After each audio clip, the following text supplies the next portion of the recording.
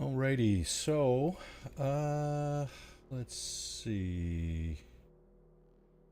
Can anybody in chat hear me? Is there anybody in chat? um, let's see. My VR set is failing to start with the new update this morning, so I think what we're going to do is go ahead and welcome to the stream. How are you this morning? This afternoon, I guess, for you, or this evening, maybe. welcome in. Let's see.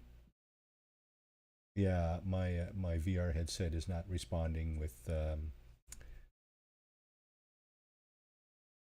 No Man's Sky this morning. So what I'm going to do is I'm going to go back and play one of my my regular game saves. Let's see what we're redoing. VR normal, Twitch drop. So yeah, just quickly for those who do play this game, it is Twitch drop weekend here on No Man's Sky. So it started on Thursday. There are a number of rewards that you can obtain by watching somebody play No Man's Sky who has drops enabled. I am among those. So I got on Thursday evening late. I got on last night fairly late, and I will be doing so again this evening and tomorrow, hopefully. So what I'm doing there is I'm providing a service to the No Man's Sky community by live streaming on Twitch, and people can get their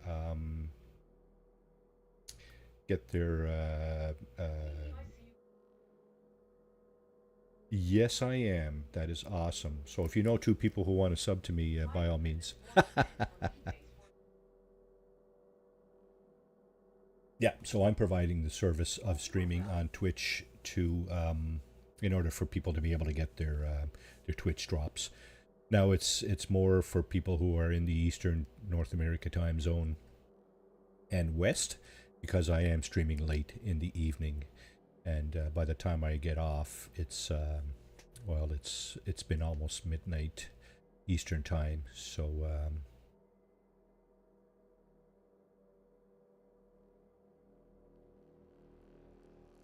yeah, that's pretty normal.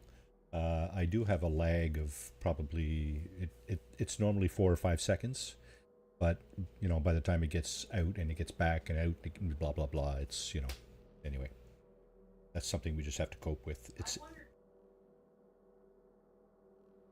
the for some reason Twitch streaming is a lot more in sync in terms of that kind of thing, but it is what it is. We got to deal with it, and but what we're going to do is just move on. VR Galaxy Hopper.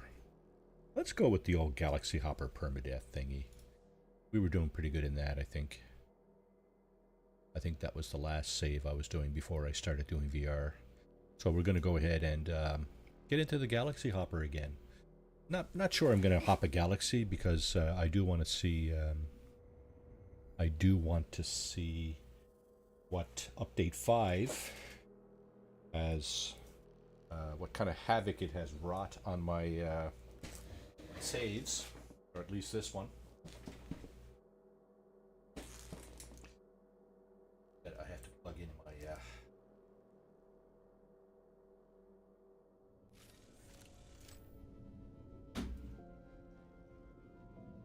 dang. That's gonna do it or not. Have a look. Yes. Okay. Good. Charge my phone. Okay. So here we are in our glory. Here's our character, and yeah. So hey, how you doing, everybody? All right, let's get into character here. What do we got? Storage down that way. Frigate expeditions. Looks like we got another damaged frigate over there. We probably won't be addressing that today, but just suffice it to say, we recognize that we do have a damaged frigate. Let's bring in the frigate expeditions first. I may do the weekend mission. I know I did it last night on my Twitch stream. The weekend mission is to construct a base, at least the one I did. So, may do that, not sure. Semiconductor, sac venom. Storage augmentations for a starship. Okay, so if we get additional starships, we can put those on. Psychonic eggs, good. Okay. Psychonic egg, I believe, may also be a storage augmentation, but for the living ship. It's either that or a technology upgrade of some sort. Oh, here we go. Distance covered, convergence cube, Corvax casing, semiconductor, thermic condensate, blah blah blah. Okay, so we're gathering some things with our frigate missions here, as you can see. So that's what you can do on your freighter, right? You can once you obtain a freighter, you can amass a fleet of frigates. Normally, you have to buy those. There is one you can get by conquest, which is the I think is it the pirate frigate? We'll go have a look at that in a moment. Yeah. So, okay, let's go to the bridge. Let's do a little quick save here. Go to the bridge and look at our fleet. So here's our fleet of frigates. Wow, we got an S-class frigate that's damaged. That's strange, but nevertheless, it happens. So these are all our frigates. There's another set, and there we go. We got a whole bunch. Yeah, so you can actually...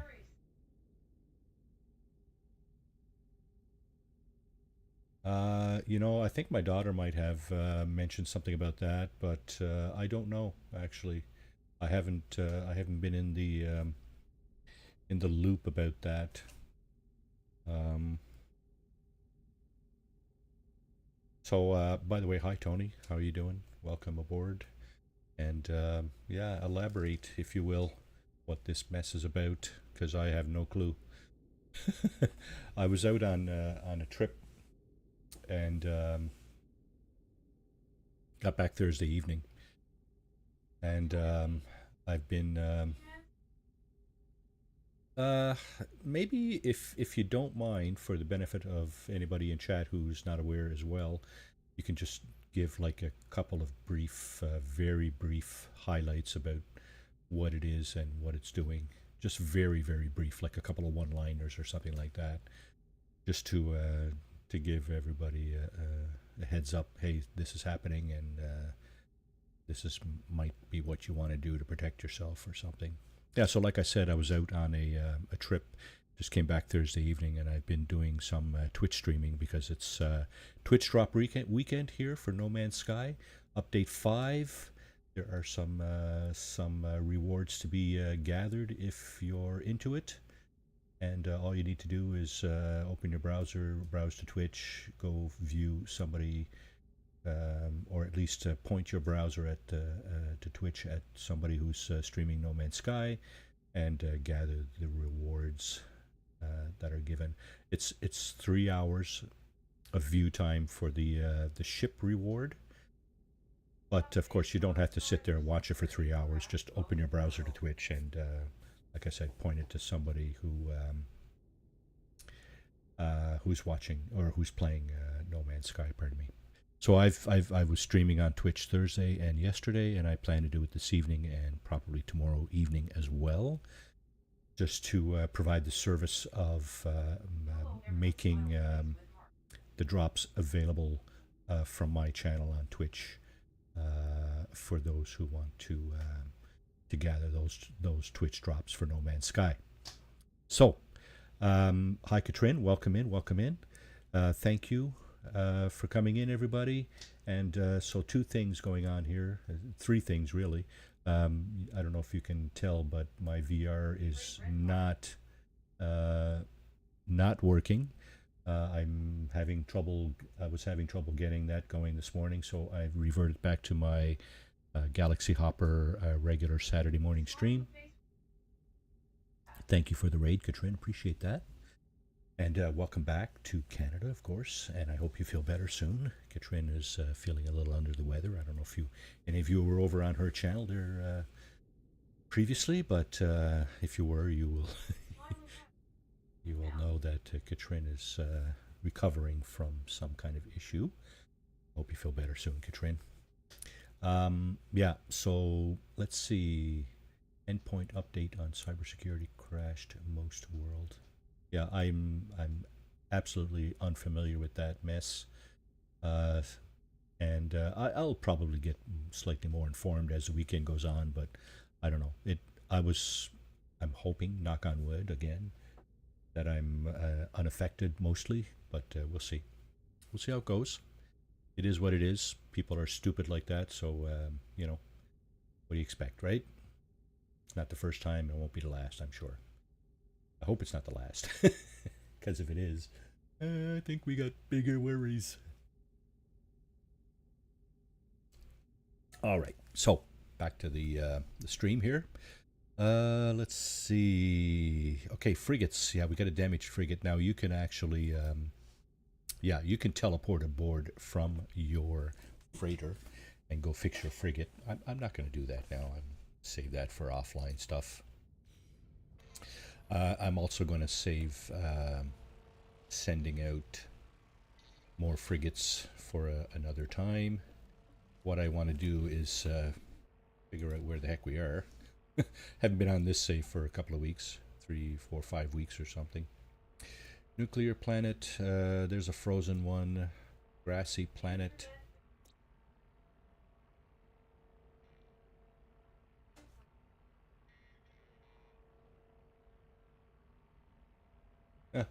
Wow, eh? Quite a wide array of targets there, eh?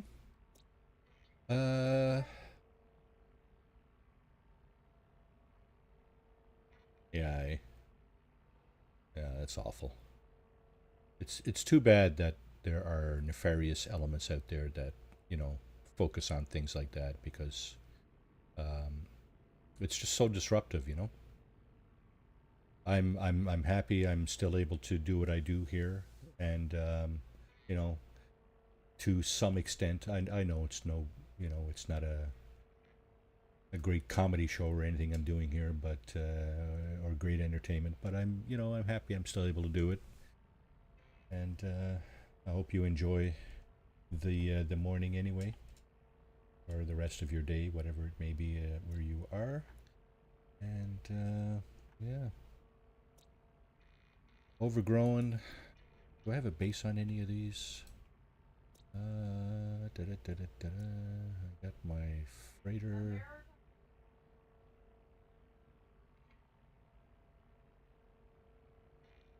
So you got to wonder where that's coming from, right? No, you don't, because it's obvious. Anyway, enough politics and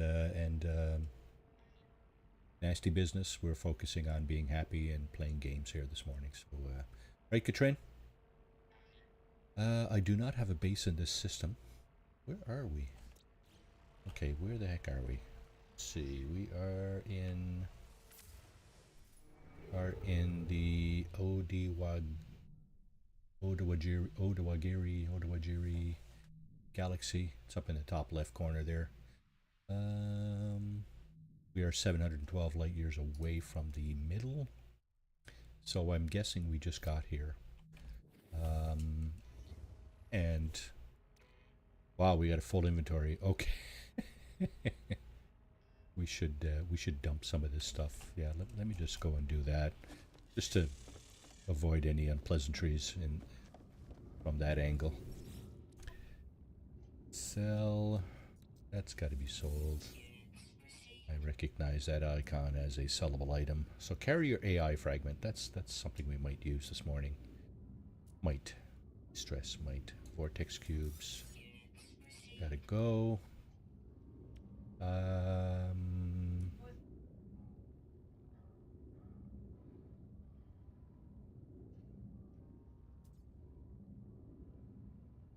Sounds good. Okay, thanks, Tony. Appreciate it. Yes, Katrin, 100% agree on that note. Not interested. Thank you. Not interested in the mundane goings on of the everyday world at this point. Just relaxing, having fun on a Saturday morning. Just had my coffee, so we're good to go. And okay, let's see. Do we have room for this? Yeah, sure we do. Okay, we can even put these here. So relaxed here, we're going to do some inventory sorting for you.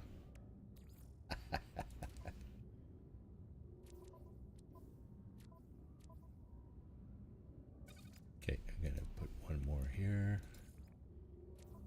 The rest I will sell. Sell these. Yeah, so we're obviously in permadeath mode. Let's see, condensate. Yeah, we got room for some condensate there.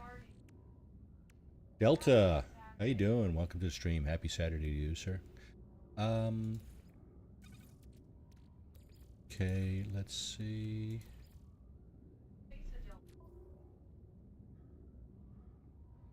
How's everybody doing south of the border? How you doing, Delta? I've seen you do some streaming on this on update 5. What do you think? What are your thoughts, sir? C++.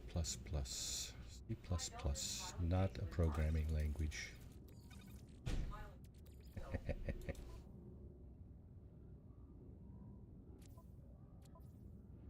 Organic catalyst. Do we have any of that? Yeah, we do. Okay. How about iridescite? Yeah, we got stacks and stacks of it. I think I'm just going to sell that. Might sell this as well. Nope.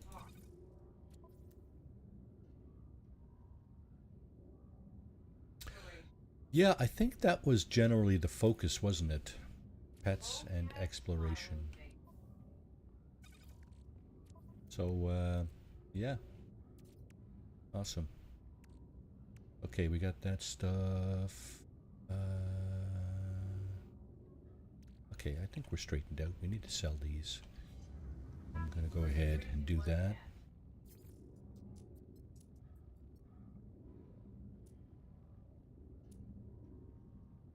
Sell that. Sell that. Okay. Punch this again. Punch it. Now, part of the problem I'm having here is that I've got this device here, the probe, and basically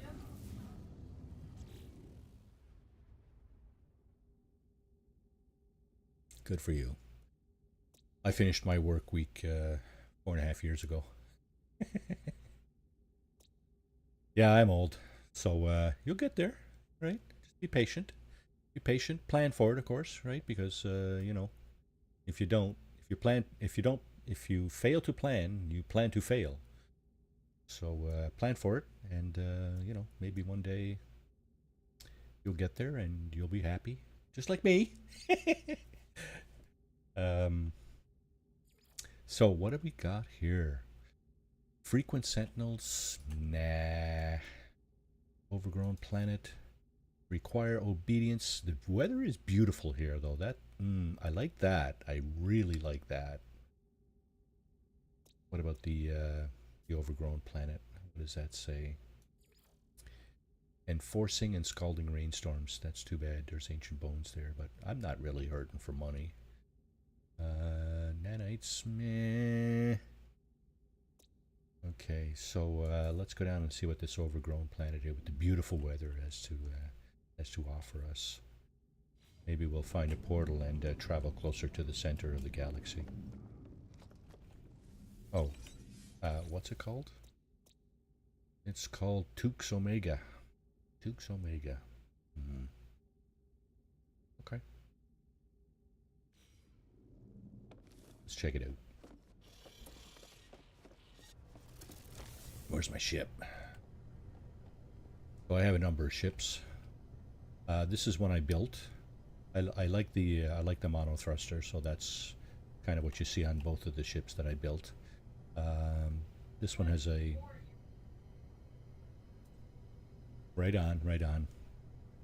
So, like I said, best thing you could do, in my opinion, would be to plan for it and hope for the best. You know, because you never know, right? Stuff goes sideways sometimes, so you just have to kind of roll with the punches and so on. So here's the reward for the latest expedition. Yeah, it's the Iron Vulture. It's a cargo hauler, but it's a badass cargo hauler.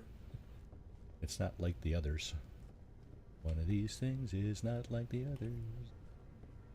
Here's another hauler here. This is a baller hauler, for obvious reasons, right? All kinds of balls on that one, cargo balls. This one is it's almost an attack hauler. Got the fan wing. Very nice reward for that final, for that last expedition. And so these two ships are the ones that I built in this playthrough. This one I like a lot. Yeah, I picked up an S-class core to build it, so I'm thinking of building another one. There are 3 fuselages I like. This is one of them. This is probably one of my favorites. This one. There's the short one that I picked up for the other ship that's across the way there. Again, the mono thruster is standard with the ships that I'm building, and there's a number of different wing sets that I like as well. This is one of them, the kind of swept wing, drop wing, whatever you want to call it there. I don't. Delta, you probably more familiar with that. Pete, I am. Yeah, I'm. You know, I didn't fall too far from the tree kind of thing. I'm not a way out there kind of person that likes fancy, weird stuff. I just standard. I'm okay with that, right? Vector wing, eh? Okay, good. And yeah, it's probably still that. I don't know. But Pete, welcome to the stream. Welcome aboard. Glad to have you here. You doing any Starfield today? Oh, by the way, I am using Streamlabs desktop, and some of you have commands there you can use to pimp your stuff. So by all means, punch it out. I think there might even be a command to list the commands. So yeah, punch it out. Help yourselves. We got a bunch of crap on this ship too. Holy moly. What? We're gonna have to get rid of a lot of this if we're hoping to jump or hop galaxies, because this ain't gonna work. You know what? Yeah, let's just go. Tux Omega, eh? Let's go see. Let's go see. There's my living frigate. Interesting whale-like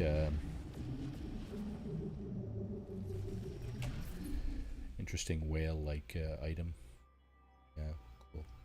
Oh, what goes on here? Some of the graphics are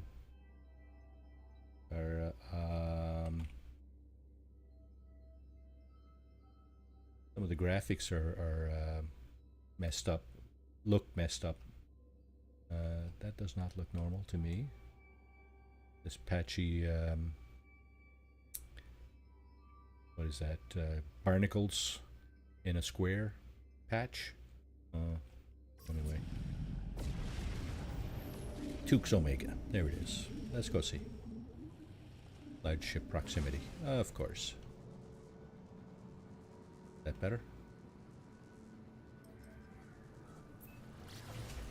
Yeah, so you're liking the update, are you, Delta?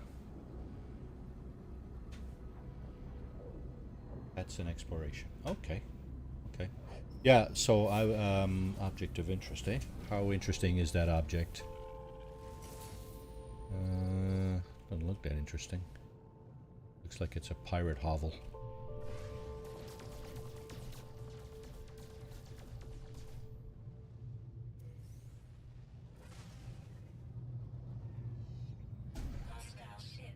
I knew it, didn't I?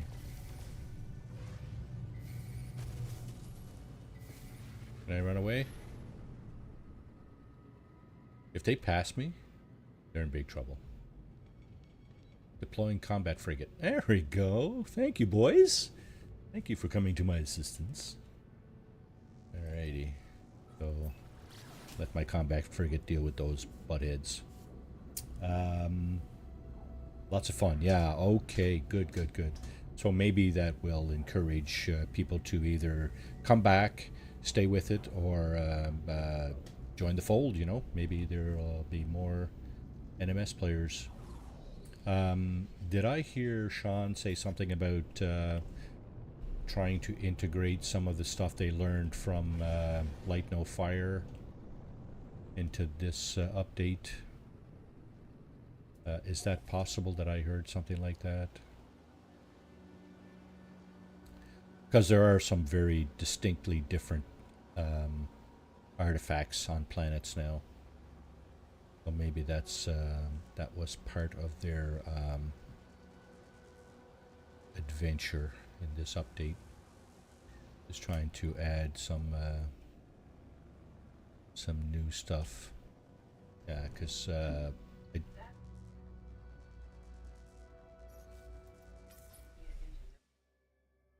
okay, because I don't think I've ever seen this tree before. I could be wrong. This is the kind of thing I'm talking about. There's more, I'm sure. But, what do we got here? Minor settlement beacon. Okay. The weather looks good here. It's a little bit misty, but, you know. Oh, here's something else. Water. Yeah, I noticed that too. The water looks a little wavy and see-through, actually. More see-through than it used to be. And yeah, very much the bottom looks a little distorted based on the wave action and stuff. So yeah, not a bad thing. Just it is what it is. There's a stick in the mud there. So let's pick a direction. Let's go south.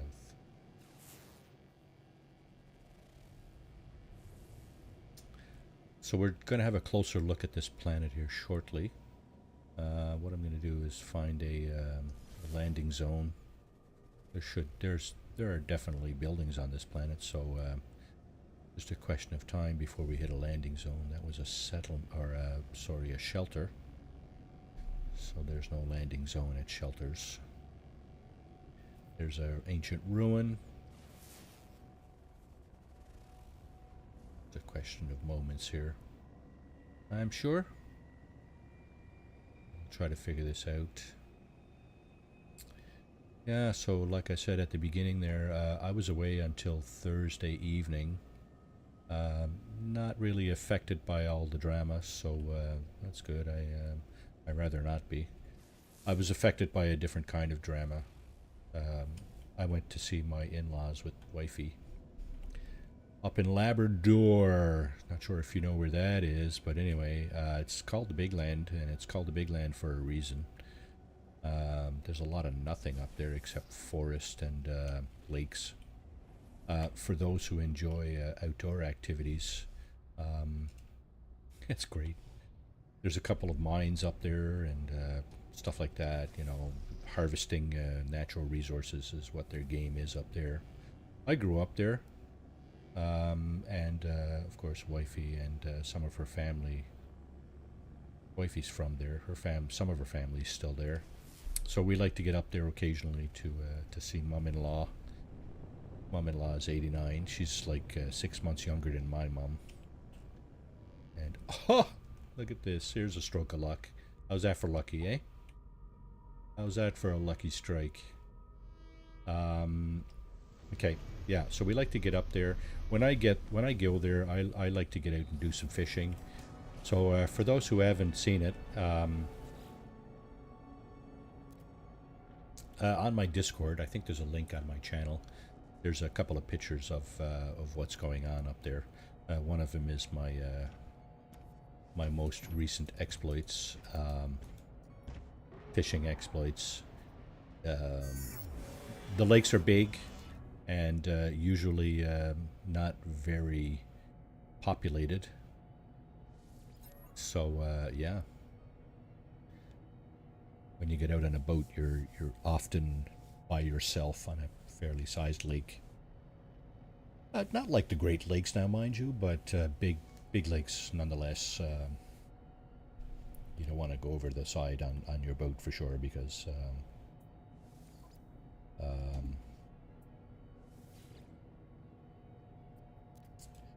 water's cold. Water is ice cold. Okay, runic lens, neutron cannon. Can I?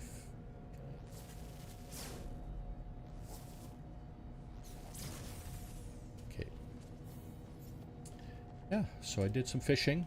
What happened was we were up there for a couple of days, and then forest fire broke out just north and west of town, and a couple hours later, the officials were evacuating the town, and yeah, so that was a bit of a shite show.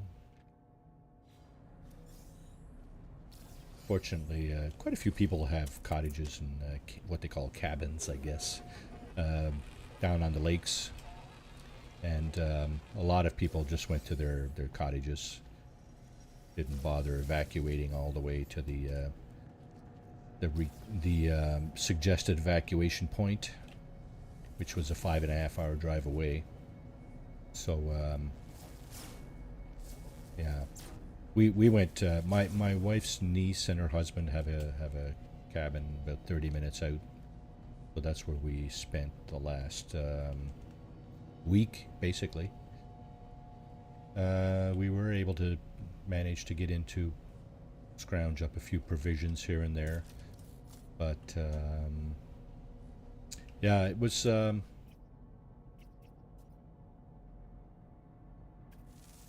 bit of an ordeal. No shower. There was a bathroom, but like I said, my wife's niece and her hubby are they're just in the process of doing the build, and doing it slowly because they're both working, and slowly building out their cottage and all the associated amenities. And they don't have a shower put in yet. There is a bathroom, but I like those. I want one. I want one. Can I have one?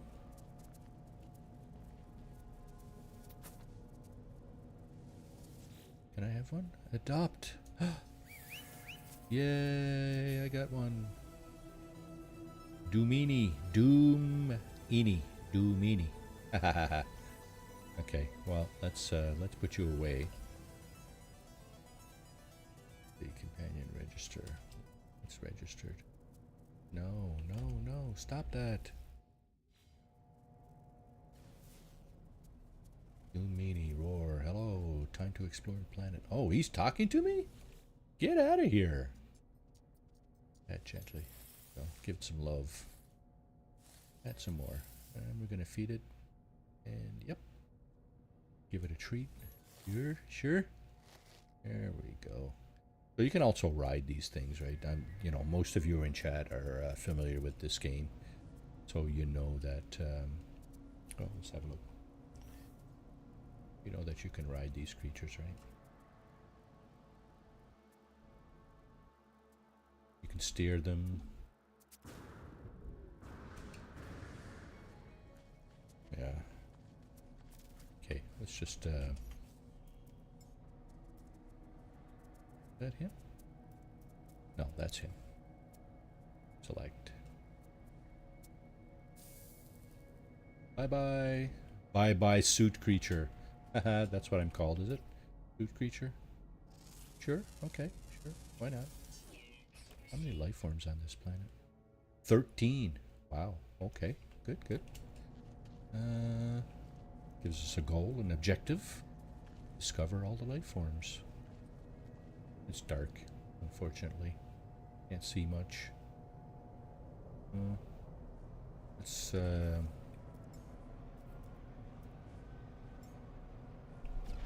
bring our freighter in a little closer, shall we? So we've disabled the sentinels on this planet. Not that they were bad, because, well, we hadn't seen one yet, but they do require obedience, but now they're all gone. And of course, when you disable the sentinels, if you fly over locations that are protected, secured locations,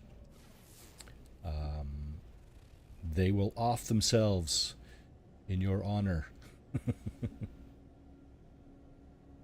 Yeah, so forest fire started last Friday, so 8 days ago. I was on my way to the shopping mall when it became evident to me. There was a little wisp of smoke, probably 15 kilometers away. It didn't look all that bad at the time. I could see it like behind the mall, way off in the distance. I went in and did a few things, and then came back out about 45 minutes later or so, and the smoke had turned into what you can see on the picture on my Discord. The smoke was covering the whole hill behind the mall. It was very windy, and of course, anybody who's familiar with that kind of thing knows that wind fans the fires. Forest fires, it's the number one thing that people are worried about when they think about forest fires near their community. The wind blowing, how hard the wind is blowing, and in what direction. And unfortunately, it was blowing kind of towards town. There is a satellite image somewhere showing the burn area, and it's I think it ended up being like 4 kilometers away from a populated subdivision. So I came with pretty close. Wouldn't have taken much for it to overtake that.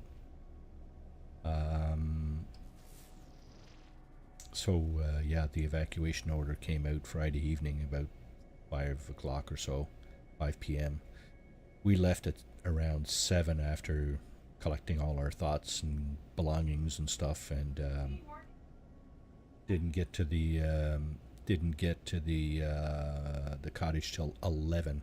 It's a 30-minute drive usually, but we didn't get there till 11. It took us 4 hours to get there because of all the traffic and stuff. Double Tap, welcome to the stream. Text the Infidel, welcome to the stream. How are you doing this morning, sir? Hope all are well this morning. I'm just going on a diatribe about my experiences in the last 10 days. Forest fires and fishing and blah, blah, blah. Hope I'm not boring anybody to tears. It's probably more than most people have endured, except for Katrin, of course, who was over in Europe and managed to pick up a bug on her travels.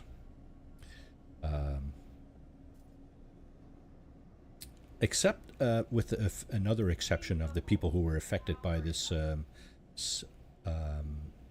Well, I'm hesitating to call it a cyber attack, but that's what it sounds like to me. I'm not sure. It sounds like a cyber attack, but anyway, those who are affected by that, I suspect, are sort of scrambling today. Okay, so this thing didn't pop up until till I was right on top of it. So that's something that still hasn't been addressed, in my opinion. So this is a secured facility. This is a manufacturing facility. I think we can... yeah, manufacturing facility. There it is. Normally there are drones, sentinel drones, protecting this thing. They have offed themselves, and this is what it looks like when a sentinel drone offs itself. These little barrels are all that's left of them.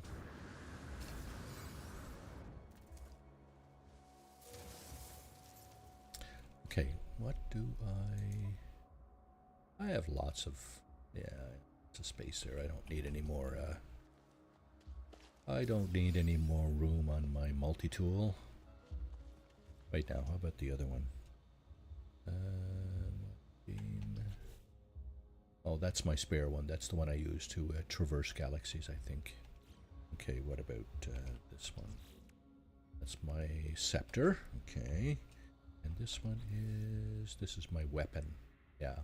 I have all kinds of space on my multi-tool, so I don't need multi-tool expansion slot. In case you're wondering why I'm talking about that.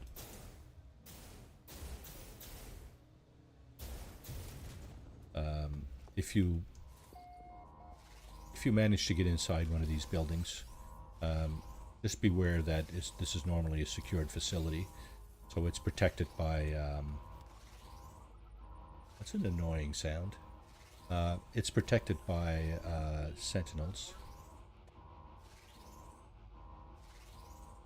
Okay, sounds good. Yeah, I think I'm going to have to sneak in some work too later, because I think I'm going to... my wife wants us to upgrade her vehicle. She's not trusting it anymore. And so I'm thinking of working on that for the next week or 10 days. She did not come back with me. They are still evacuated at the cottage. I managed to sneak out on Thursday. The airport, which is across the lake in the smaller town, or next to the smaller town, that town did not get evacuated, and the airport is still operational. So I managed to sneak out on Thursday. Speaking of sneaking. And she stayed behind. She's taking care of her mother, who is at the cottage, which is not her normal situation. It's a bit of a chore. It's a bit of a challenge for everybody there. So, you know, join in thoughts, prayers, whatever it is that you, the good vibes that you send, you know, by all means, send some good vibes.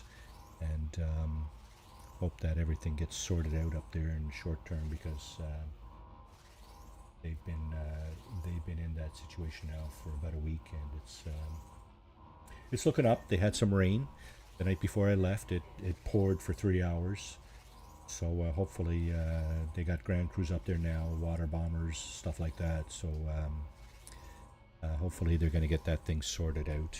Let me see if I can quiet this down a little bit, because that's really annoying. Yeah, thoughts, prayers, you know, if you're into it, sure, we'll take it. My authorized intrusion has activated an alert on the control terminal. It lights flashy and angry, hostile red. Blah, blah, blah, blah, blah. Initialized.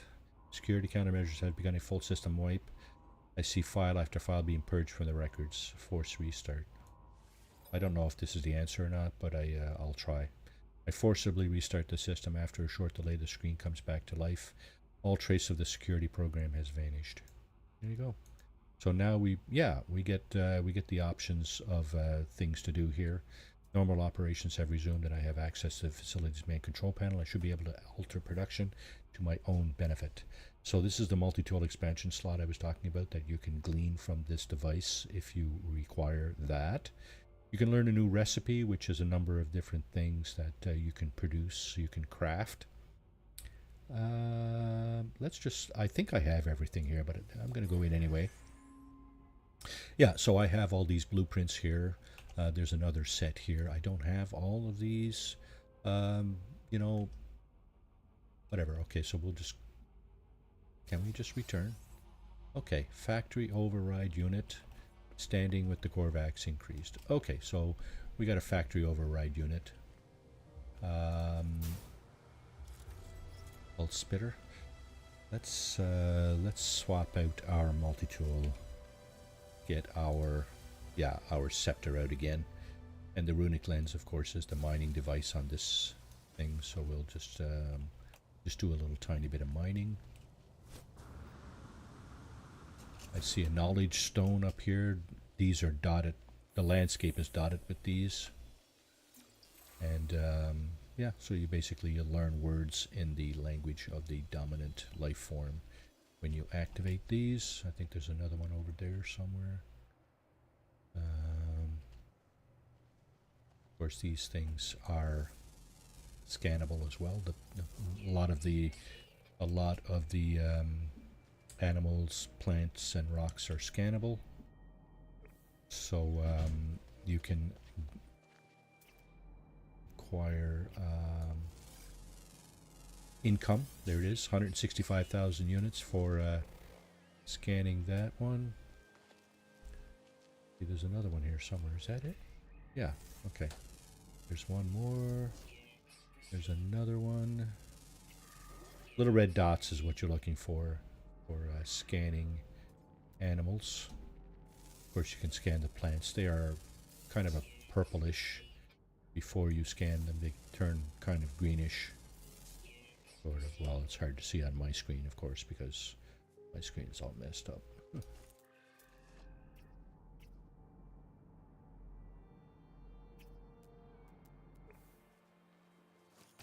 That's okay. I know what to look for, and it's just the colors are slightly different between scanned and unscanned. It's kind of purplish there, and it turns into a kind of a greenish tinge.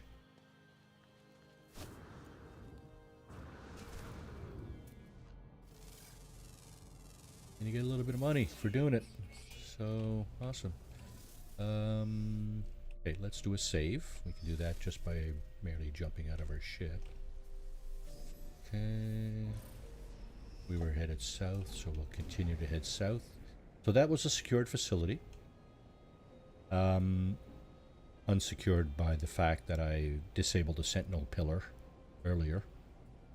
Basically, what happens is when you get close to one of those things, all you need to do is fly close to it, and the sentinels kind of off themselves. Maybe we'll see another example of that shortly if we fly over another secured facility. Is this one? No, that's a minor settlement beacon. If you're looking for a minor settlement, you can activate one of those beacons there. It will show you the location of a minor settlement. So yeah, lots of fun the last 10 days. Fishing, fires.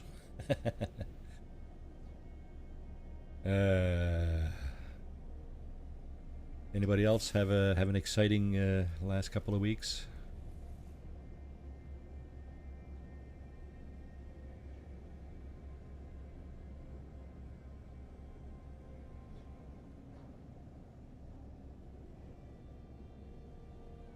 Is that my phone going off?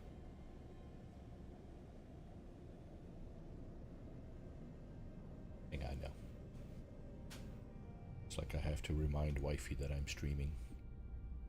Let's see what she says. Quick look. Right on. Same old stuff is probably not a bad thing, double tap. Just saying.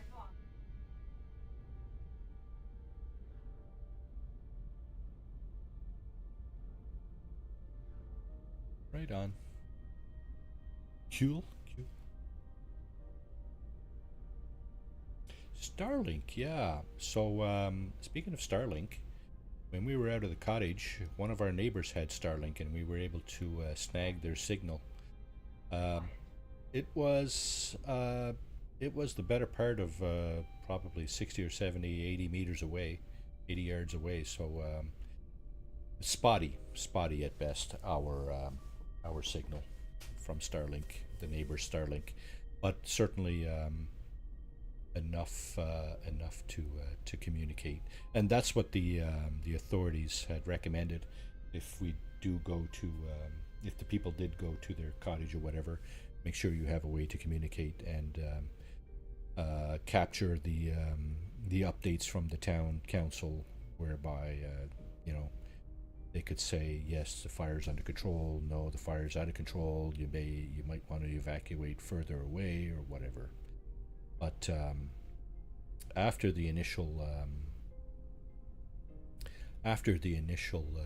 couple of days, everything kind of settled down, and I think everything's going to be okay there. But it was a bit of a panic there for the first day or so.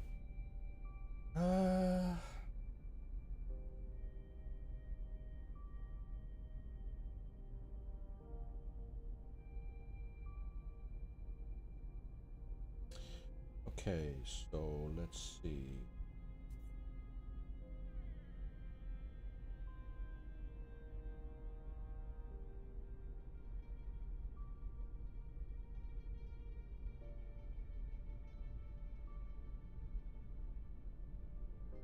Okay, so she knows I'm streaming.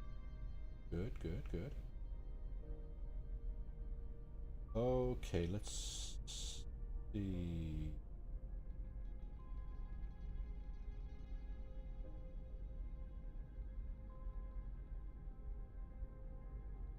Yeah, she says, I brought toilet paper. Yeah, of course, you reach for the toilet paper, right, when you're being evacuated?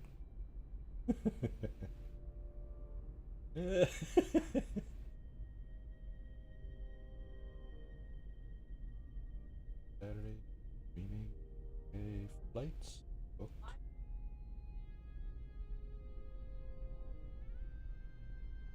Yeah, southeast, okay.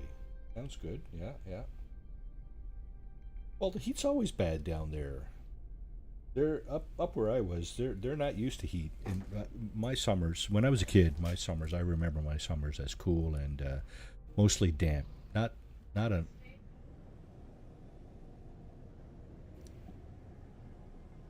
Yeah, that's pretty rough for sure. I mean, it gets warm here too in the valley where I am now, national capital area, Canada's national capital area. It gets warm here too, but not that bad. I mean, we do, we have had heat warnings and messes like that, but they're fairly rare. It gets hot here and muggy, but you know, mostly tolerable. But we don't tend to have a lot of forest fires around here. It's a pretty populated area, so there's not a lot of forest. Um, yeah, so like I said, where I was, the big land, um, and I think if you Google the big land, it might actually show you where I was. Hang on a second. Let me see if I can get on my monitoring system here and do that.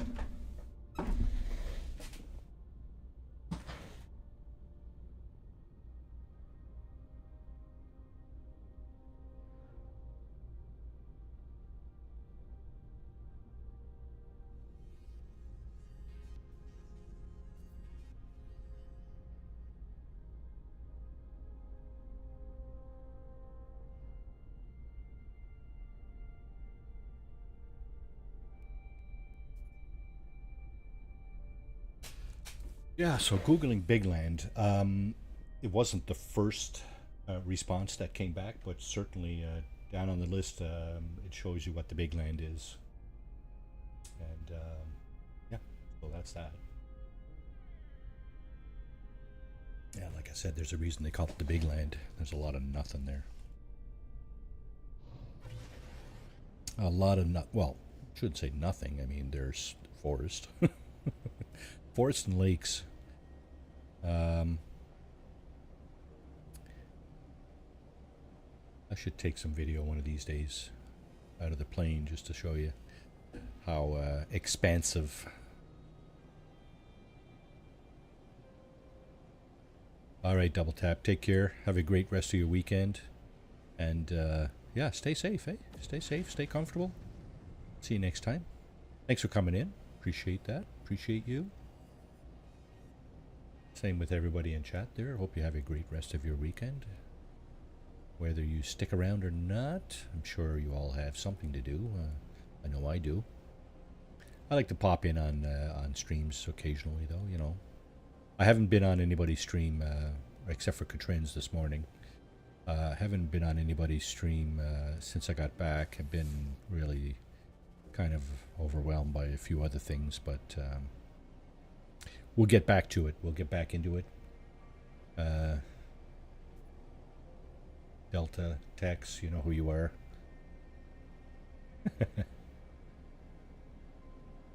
So yeah, that's been my my adventure. Rattling of the nerves and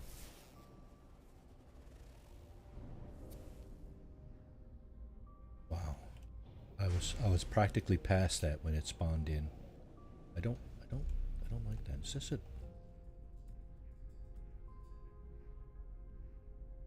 Somebody there. Fellow there, look. There's a fellow there. Yep, look at that. Sitting down, enjoying his scrap metal and staying warm by the fire, you know, very...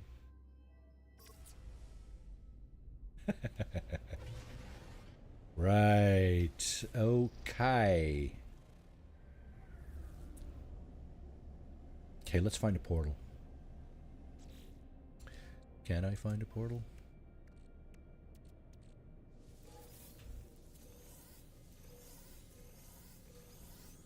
All stuff I can get rid of, I'm sure.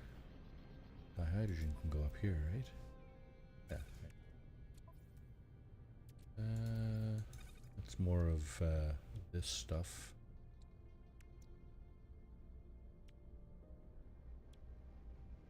Yeah, we'll check those out later.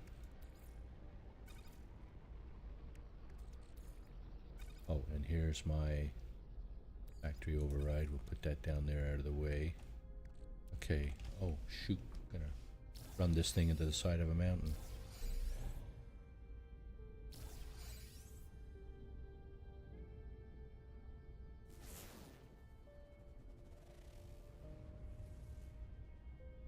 Another shelter right there. Maybe I should land this thing. This is a permadeath playthrough, so probably not a good idea to be slamming into the side of mountains. Probably not. I'm not exactly sure, but yeah. Maybe not. Shouldn't be the number one thing on my list of things to do. Another stick in the mud. Jeez, I wish my scanner didn't pick those up. That's something I wish they would do. Incorporate more fine-tuning into the ship's scanner so that you can add or look for specific things or remove items from your scanning list. Don't find those things, please. I am not interested at the moment. Maybe sometimes you are interested, so it's okay. You know, if you have the option of leaving it there, then that's fine. But if you're not looking for it, here's another secured facility. And there go the drones. Look at that, little green barrels. Doink. I'm just gonna move on. I don't even care about the loot. Oh, I'm being scanned. Do I have anything contraband? Let's see. And the answer is nope. Clear to proceed. Alrighty. Oh.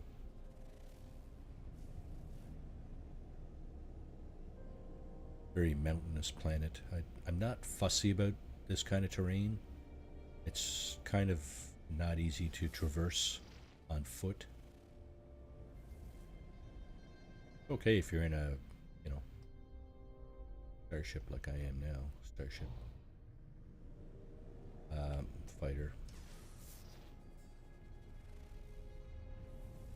But on foot, these are quite difficult to negotiate. Okay.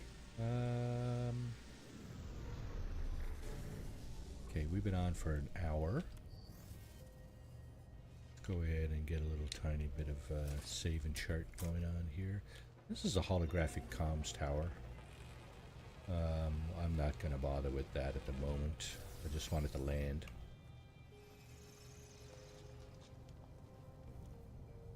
There's something that changed in the update. You can no longer pick up this salvage data from on top of the ground.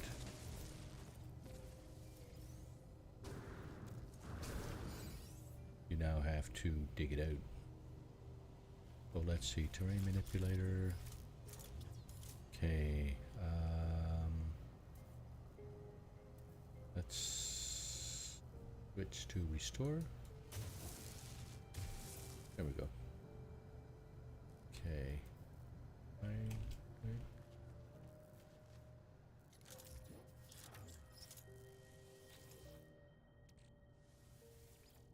Now.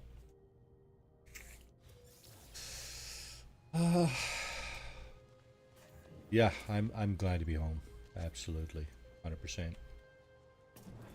Well, it looks like the evacuation order is going to be lifted shortly on that fire back in the big land, so people will be able to get their lives back in order. The mines even shut down for the duration there for the last couple of days, because of course all the personnel was evacuated.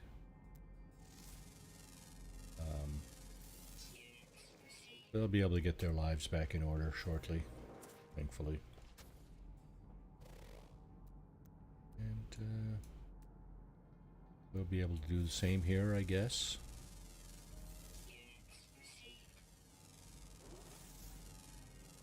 It's a different but similar looking trees. It's strange, but there it is. Okay.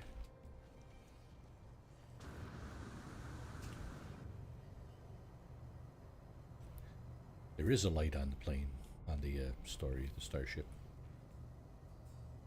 But it like kind of points straight forward, and it doesn't really illuminate much. How many animals do I have? I got over half of them.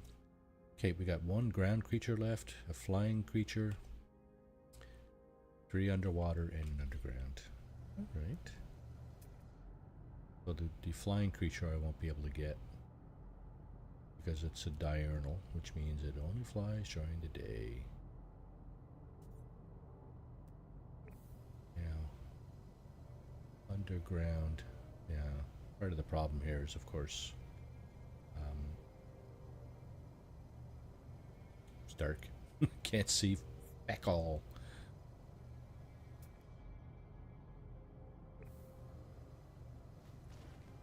Looks like there's a cave over here. There's no guarantee that the underground creature will be in here, but probably a possibility. Okay, these things are these things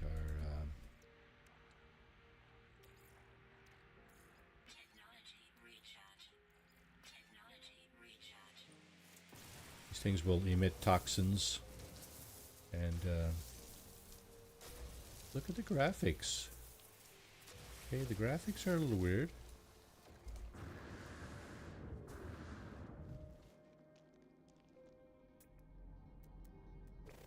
The graphics were a little weird there.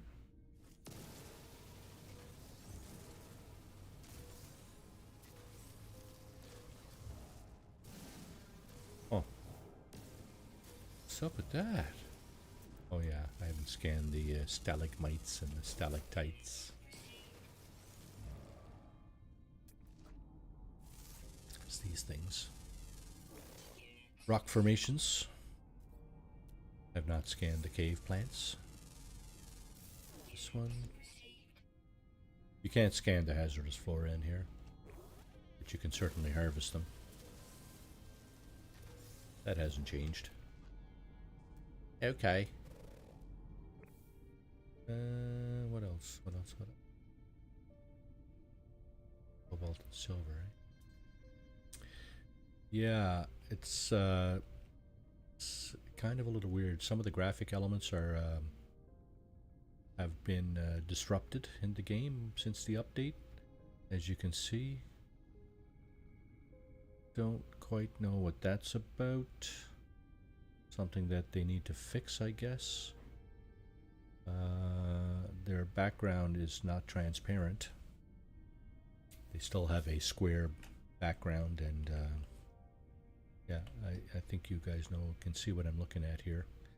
There's a plant there, but it's embedded on a square of some kind, and yeah, that's since the update 5. And all of these plants are same.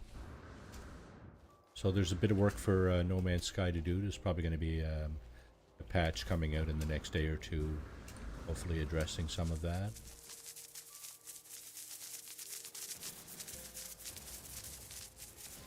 That would be appropriate anyway. That's usually how it goes. Some stuff is not really 100% in order, so they have to issue a patch in order to fix some of that stuff, and that's fine. We expected. Okay, we got that.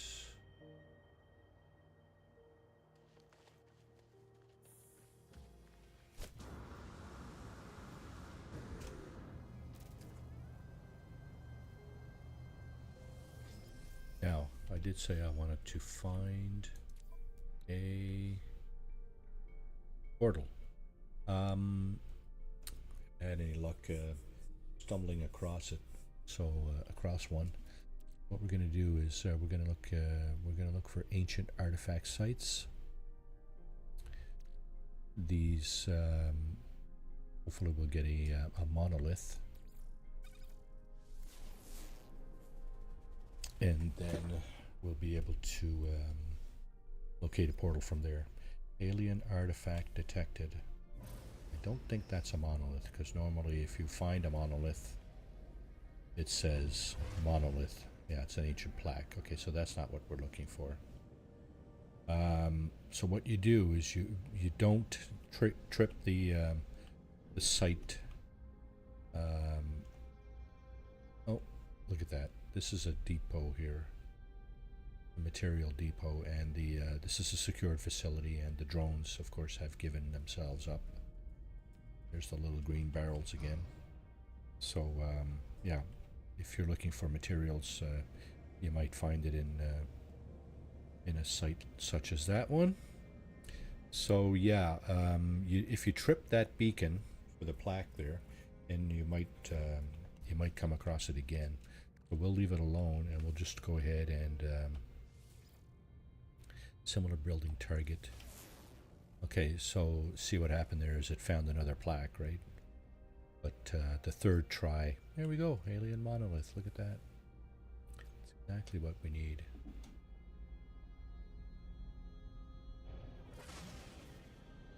J-Dub.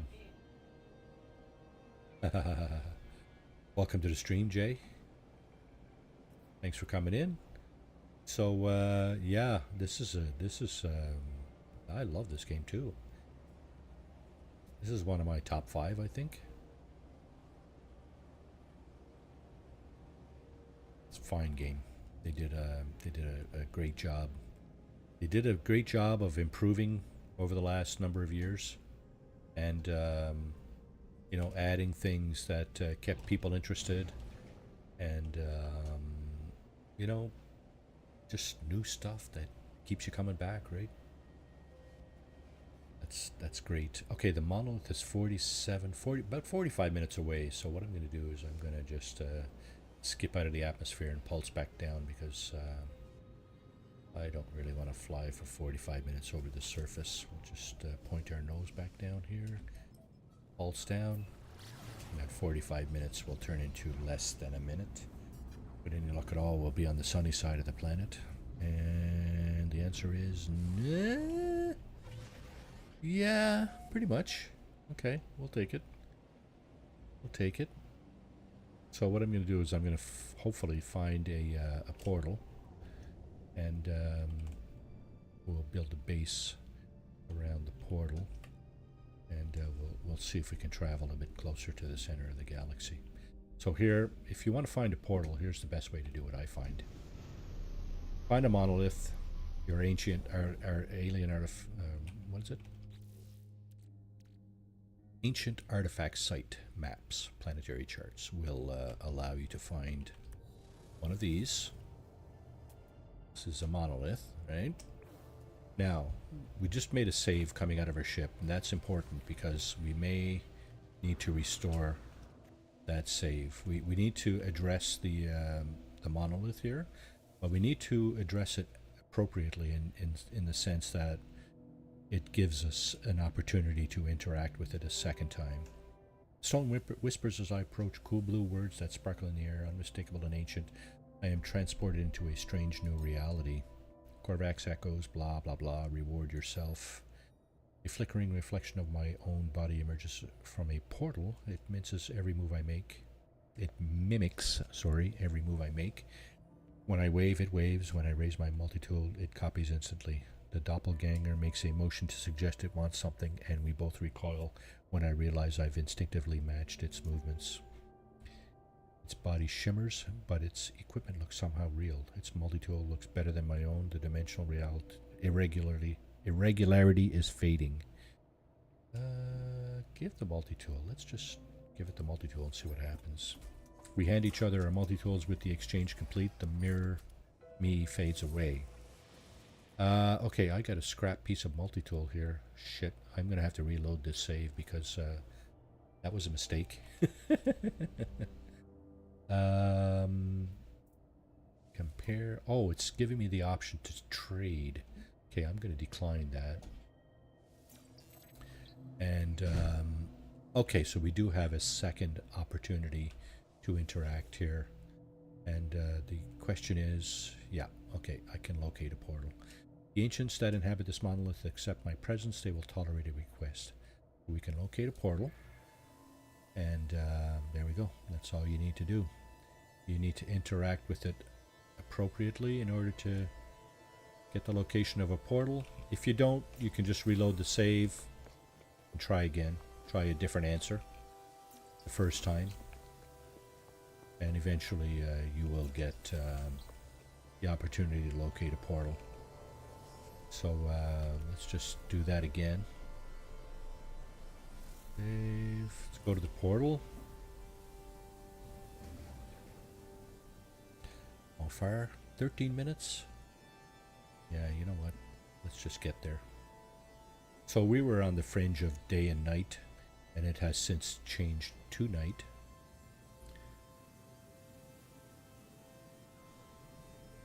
Alright, I think we're out of the atmosphere. I didn't see the regular pause as I was coming out of the atmosphere. I'm not sure if that's changed in the update, but maybe I just missed it.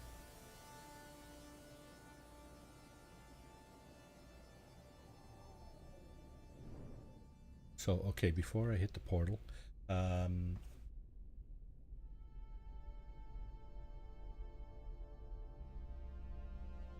I am 2 subs away from 300, so if anybody in chat is not subbed, by all means, sub to this channel. It's free.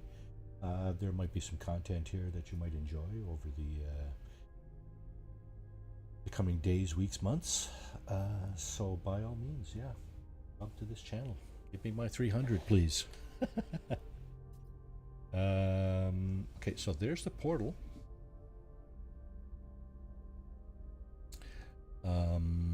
So we're just going to land here, and we're going to build a base, a very quick base. Let's land up here. Let's land out of the way. It's just a very small, very elementary kind of base, just so we have something to identify this portal. Okay, so let's go ahead and put a base down here. Okay, I like to call my I like to name my bases based on the galaxy I'm in.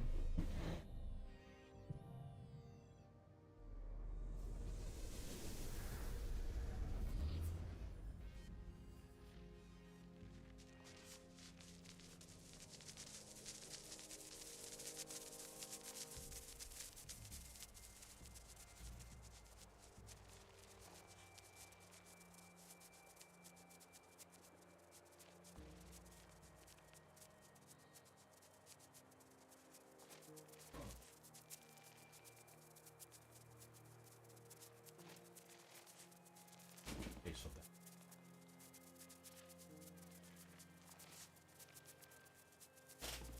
that. That's weird. Let's go ahead and create a very simple base here. Floors, I think normally we put down like 6 floors.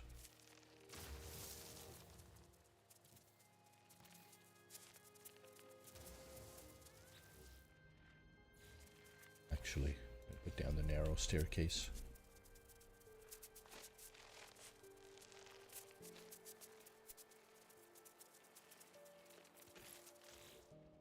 Alrighty, some walls.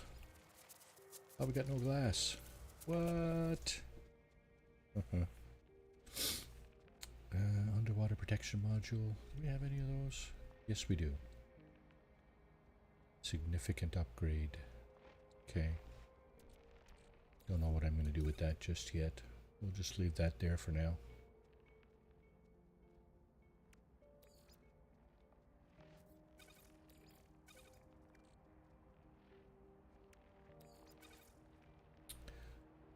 Sodium. Got all kinds of sodium. Can we put that up here? Yeah, of course we can. No glass. Okay, can we make some glass? Perhaps we can. 1, 2, 3, 4. 6. Let's make 6 glass. Now we can put some of these windowed walls here.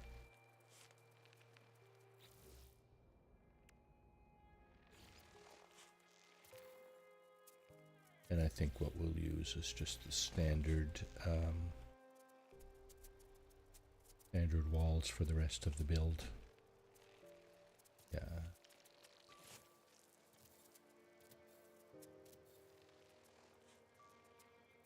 We do also need a door.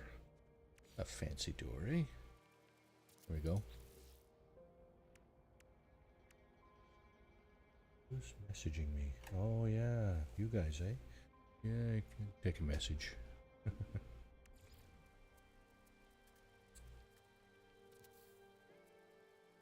Nope, that's not what I meant to do.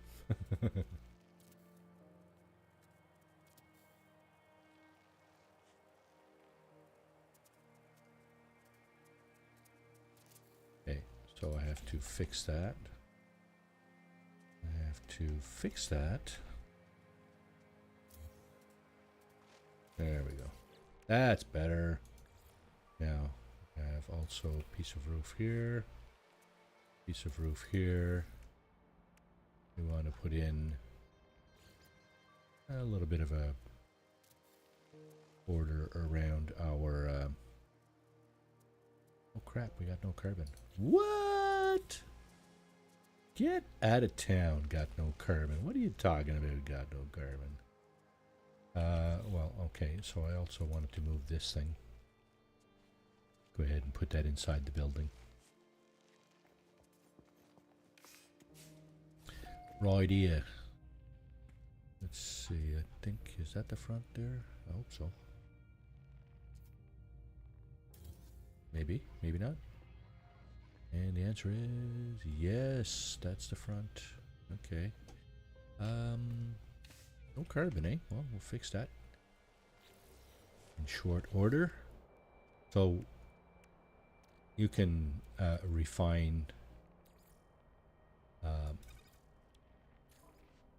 Oh, I had already made some glass. I'll be damned. Let's see. Let's put that there. Let's put that here.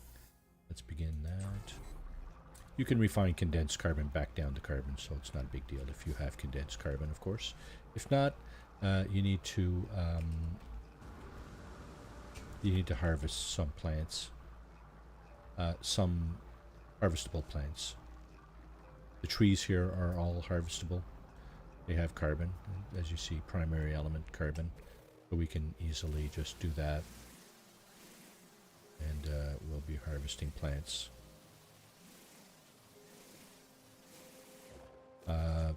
These plants here are hazardous, so they will have oxygen instead of carbon.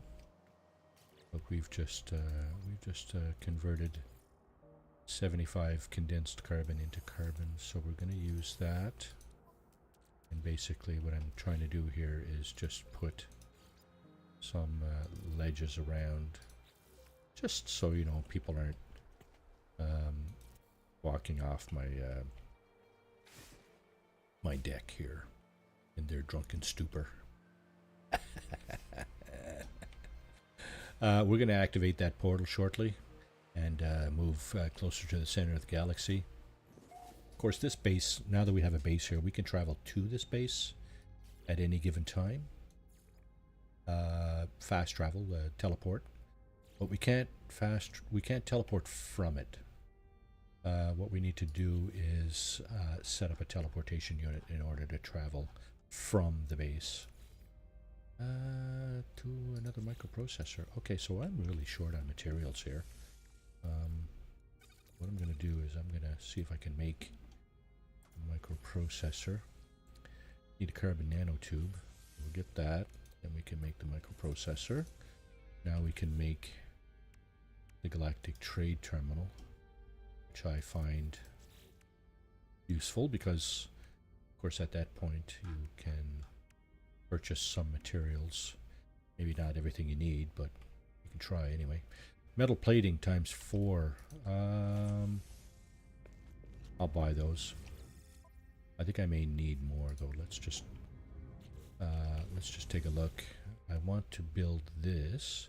So I need 4 for that, but I need to power this as well. So what I'm going to do is I'm going to build a.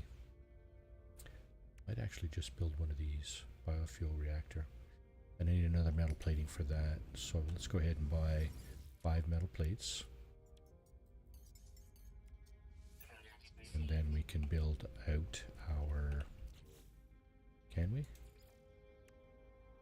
We need 2 carbon nanotubes. That's pretty straightforward to make. We can build our teleportation unit. It will not be powered initially, as you can see, but what we can do is now build a biofuel reactor next door. Nope, sorry, not what I meant to do. And of course you have to hook those 2 things together, like so. Now again, it's not going to be powered. You need to actually fuel the biofuel reactor. You need to add fuel to it. One other thing I like to put in, of course, is this thing. We need 2 more metal plates and a dihydrogen jelly. So let's go ahead and make that, and buy a couple more of these things. Okay. And now I'll be able to build my save point. And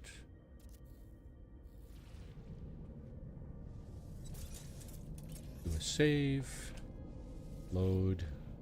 I'm just going to put a little tiny bit in here because I'm not even going to use this thing, just for illustration purposes.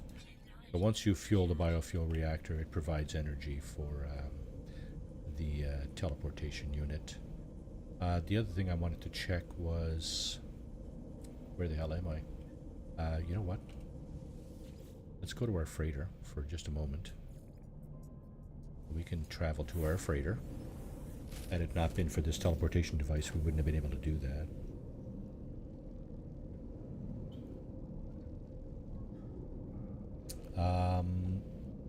Okay, so there's my teleport unit, my Galactic Trade Terminal. What I'm looking for, of course, is the bridge.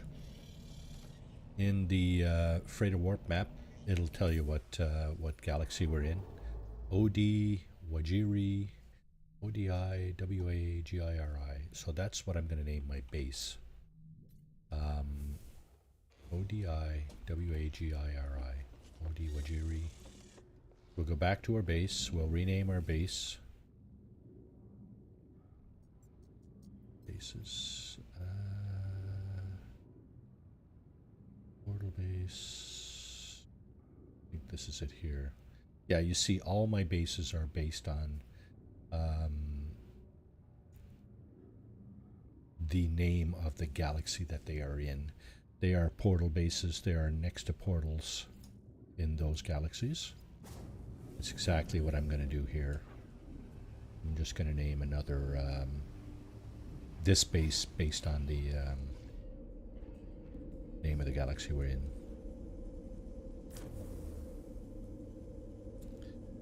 So all we need to do for that is go into the base computer, go up here and click the name.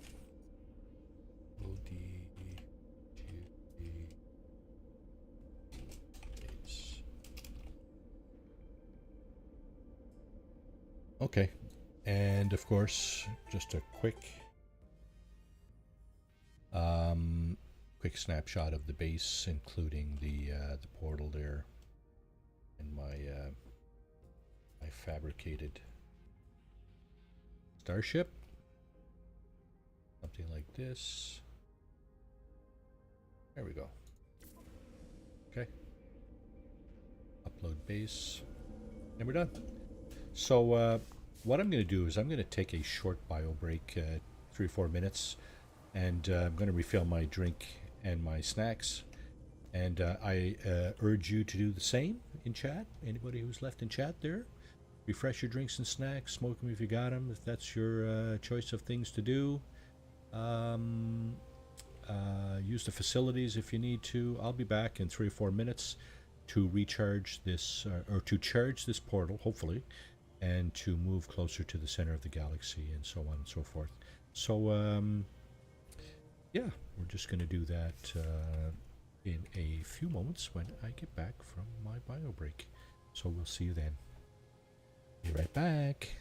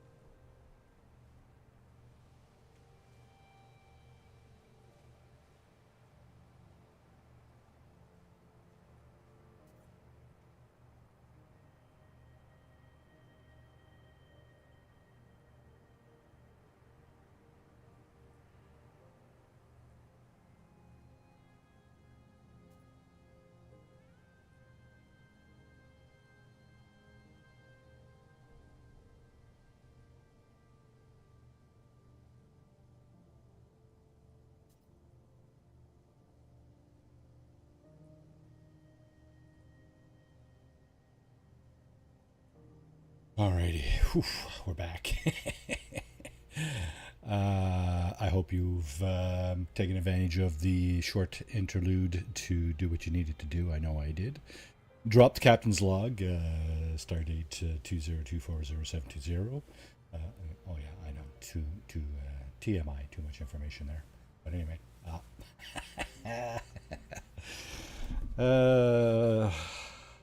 Okay. We were about to merge the portal, right? Go ahead and try that. So you need various materials to charge the portal, of course. We'll start with number 1. Charge all the glyphs, right? Condensed. Sodium nitrate. 1 cobalt. Oh, okay, we're out of cobalt. Okay, so let's use dihydrogen. And let's use activated copper. Okay. Condensed carbon. Sodium nitrate. Dihydrogen. Activated copper. And blah, blah, blah.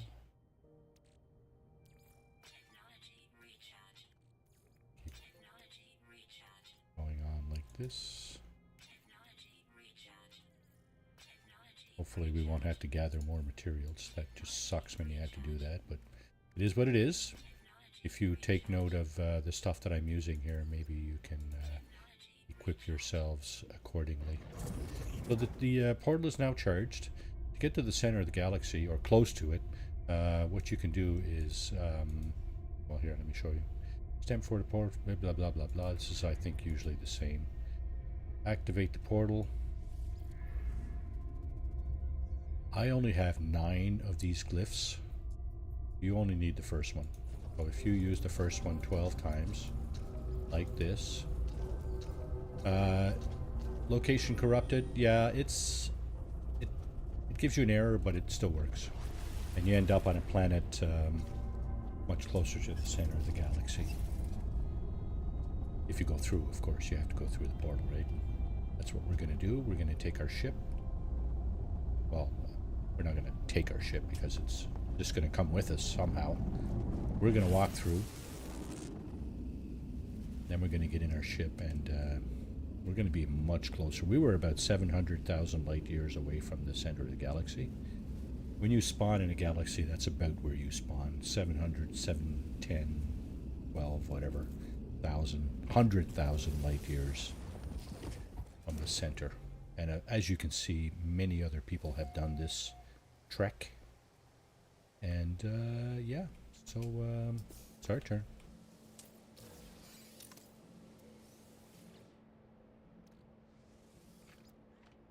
Okay. Kenantron, welcome to the stream. Thank you for coming in. And yeah, have a great Saturday. Saturday should still be Saturday. Oh, maybe not. Maybe it's Sunday where you are. Oh, anyway, have a great rest of your day. Thank you for coming in. Appreciate you. Let's see. We're just going to scan a few items here before we take off.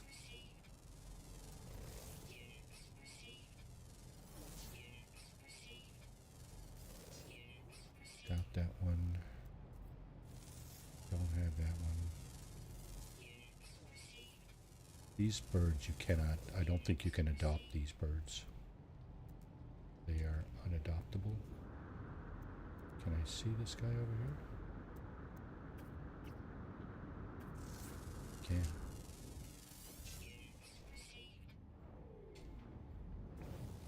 Okay. Another guy here. Get that. Get that one. Get that one.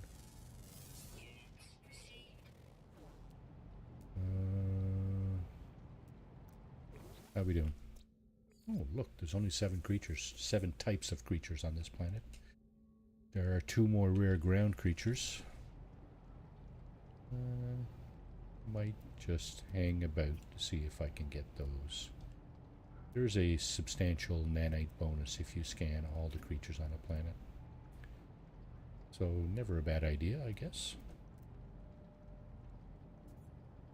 Yeah, lots of people have been to this this portal doing what I just did. So yeah. Okay, let's see. Let's do a save here first. And let's see what else is around. Well, this planet is the landscape is fairly flat. Well, I like that. I like that because it makes it easier to travel on, especially by foot or by exocraft. There are a few of these kind of mountain spires sticking out here and there. Again, not a bad thing, just is what it is, right? Okay, before I go on, I want to check something. We are in System Tostoper, discovered by Lon Pugh 7 years ago. Wow, that was early goings on, eh? And let's see. The planet we are on is Myricuse, I guess. This guy here. None of the other planets have been discovered, according to my map here of the star system. It is a pirate system, according to this. Pirate controlled. Dominant form is Gek. It's a black market system, of course, being a pirate controlled. And yeah, so there are buildings. This is a shelter. There are buildings on this planet and on the other. There's an ancient ruin there. On the other planets in this system, there are quite likely buildings. The I'm going to go up and take a look at the space station because I know previous updates have not brought a whole lot of changes to the... Oh, look at that. There's a monolith. There's another one down there. So if we were looking for a portal, we could use this thing. Or, in fact, this one. Kind of weird to have two monoliths like right next to each other, but whatever. RNG, right? Random number generator. Just throws things out there, wherever.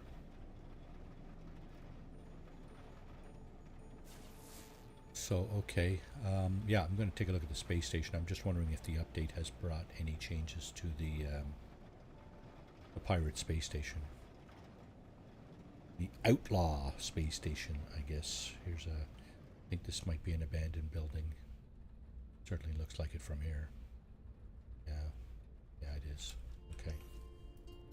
So you can tell the abandoned buildings from the nests.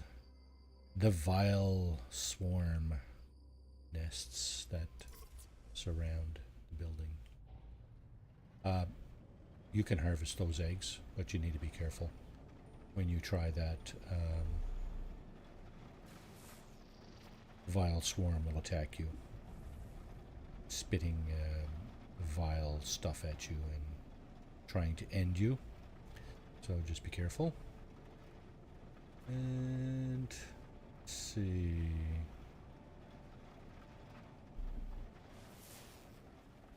Wow, that's far. I bet you that's a trading post. Almost a minute away. Not too often your scanner picks up stuff that far away. Usually when it does, it's a trading post. Let's go over this way. See what we got. See, we're probably going to pick up some other things along the way here. There's a building down there. That's a secured facility. Now, we've left the star system where we shut down the Sentinel Pillar. So, things, yeah, like I said.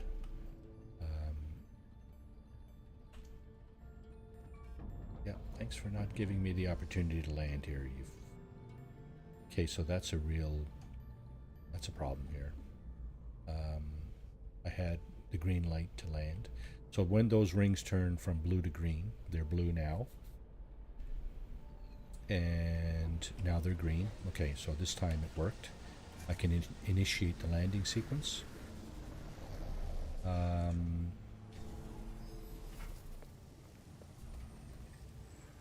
So we got a couple of solars and a hauler. What's this over here? We got 3 solars and a hauler. Okay. A-class solar, 8 million units. C-class solar. Okay, okay. GEX system, of course. Now, I don't know why I landed here.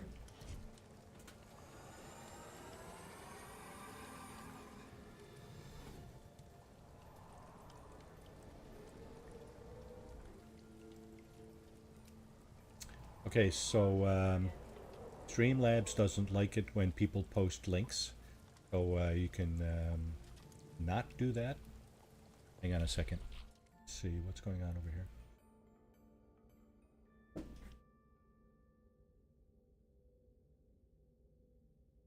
Yeah, so try to say what you wanted to say without posting links. That would be awesome.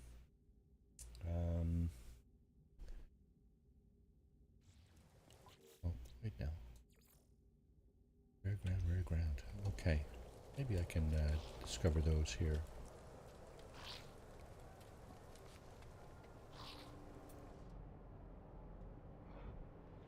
Okay, so the atmosphere is toxic here. We knew that when we landed. Our toxic suppression was being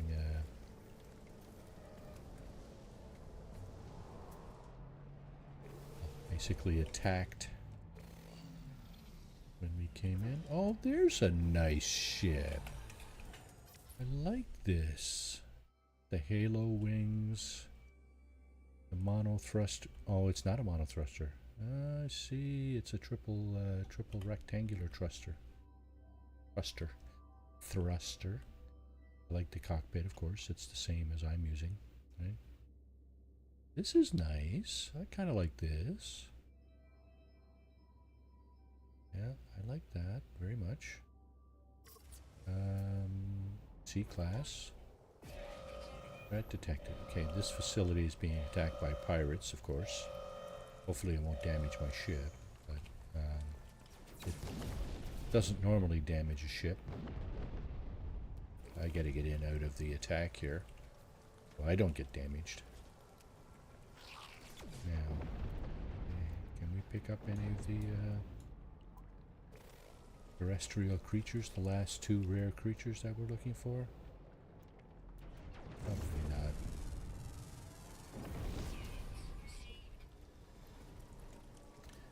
Yeah, so there it is. Planetary Pirate Raid. Okay. We'll just give that a minute to subside.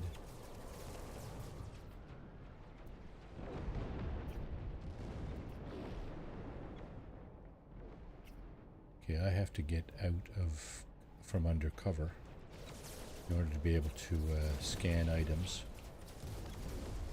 I'm under cover now. Well, I should be fine here. But if I step out there, I will be susceptible to the fire from those ships. Okay, well, get our snack out then. While we wait.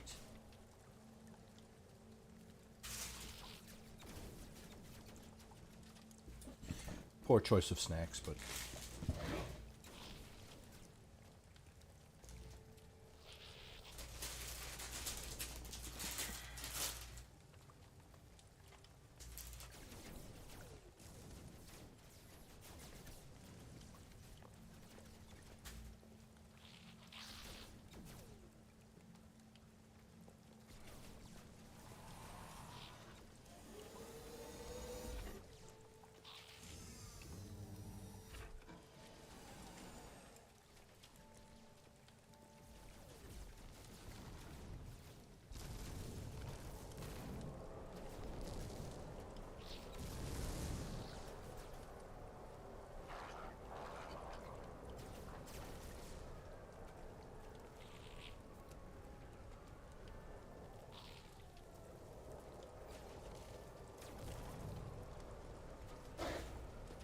So for those of you who are wondering why I call this stream the Saturday morning cartoon. It's just kind of an homage to my my childhood, where we used to get up in the morning and click on the cartoons, right? You know, the Looney Tunes and all that business. Great times, great times. And this fella back here, right here somewhere. Yeah, there he is. That's Chilly Willy. He was one of the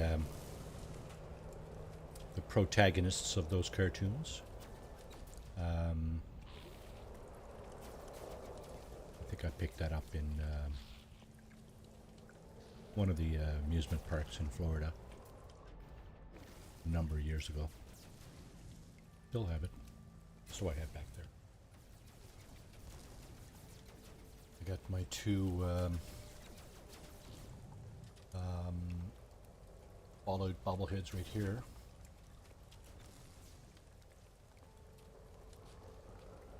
Raccoon right here.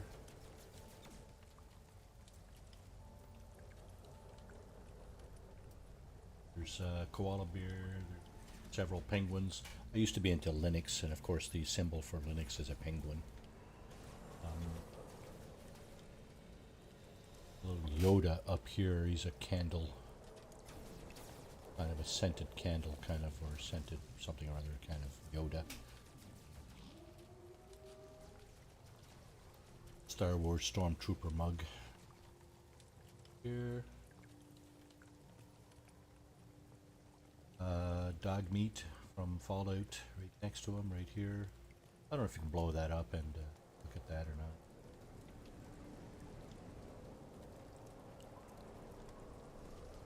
Star-Lord bobblehead on top there. You probably can't see that one. It's up there.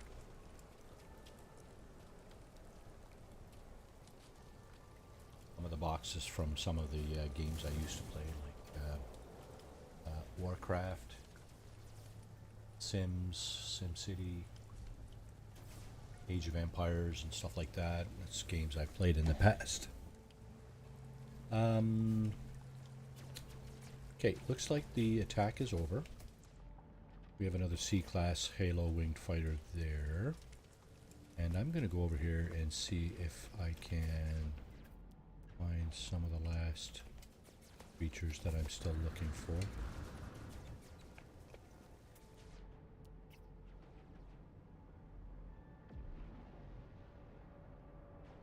It's very possible. Nevertheless, if you would like to carry out that thought, you would, by all means, rephrase your thoughts there in a way that Streamlabs could possibly interpret it such that we can all see it. I can't see what you typed, so I'm not sure what it is that you entered. But by all means, if you have something you would like other members of chat to see, then you can try again. I'm not going to guarantee what Streamlabs is how it's gonna interpret your entry, but you can always try for sure. Now I don't see any of the two remaining creatures. They're rare anyway. So we may have to stick here for a while before we find them. What I'm going to do, I think, is okay, so on my Twitch playthrough I came across a few ships similar to this one. This one isn't bad either, actually. It is only a C-class, but I like the monothruster and the wings on this one. I'm not fussy about the fuselage, but you know what? Certainly not terrible. Okay, so there goes one of the haulers. Let's go back here and see if we can find those last two creatures. Yep, there's one there. Okay, now we got one left, right? We got a rear ground, always active. So possible that we'll see it.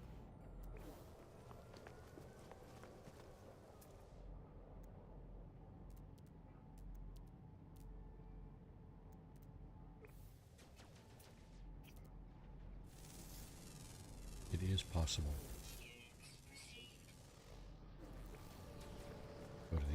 happened over here?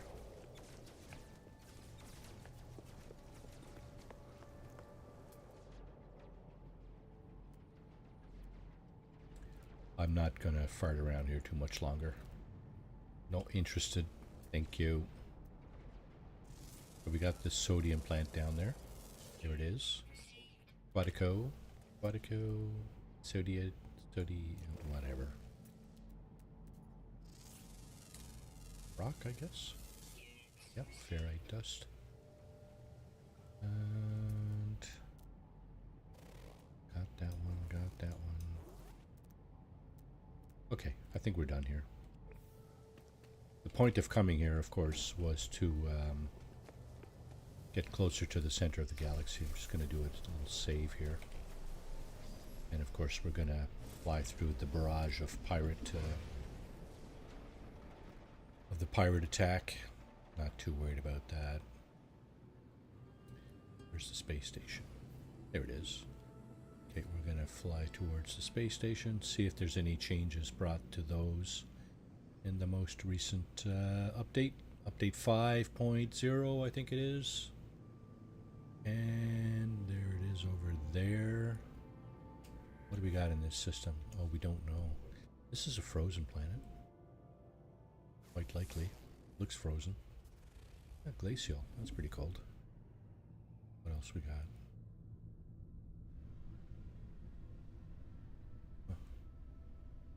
Okay, that's the planet we were just on. There's another one tucked in behind there. Let's see. Okay, let's fly over this way a bit.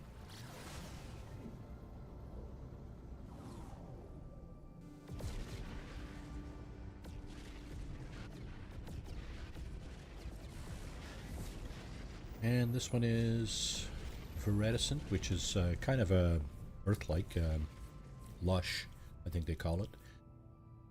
But the sentinels are aggressive on that planet, so I'm going to stay clear of that. This one over here is ossified. Not exactly sure what that means. I think it might mean either dead or glitch. So what do we got so far? We got an ossified, we got a frozen, we got a lush planet with aggressive sentinels. There's one more. And can we see that one more? Yeah, I think this is it here. This looks volcanic or something like that. Or maybe glitch. Mechanical. Mechanical planets I think have those robotic life forms, don't they? Not going there anyway. Aggressive sentinels.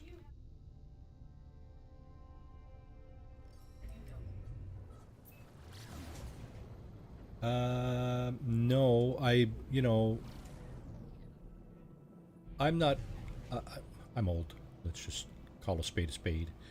I'm old, so, I was very young when, all that business went on, business went on with the United States over there, and, but I kind of have read some historical documentation about it and about your country.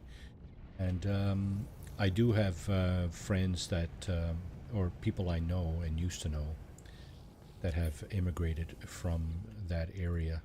So all my experiences, I have had the opportunity to be somewhat more informed about various places. So, and Vietnam just being one of those places. So, I really don't know much about Vietnam or its people, but, I'm sure there are people like, most other places, right?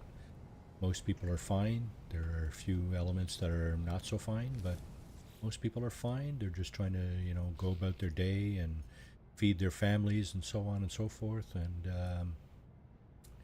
what else can you say, right? Now, the pirate station here, the Outlaw space station, is pretty much identical to what it has always been, as far as I'm aware.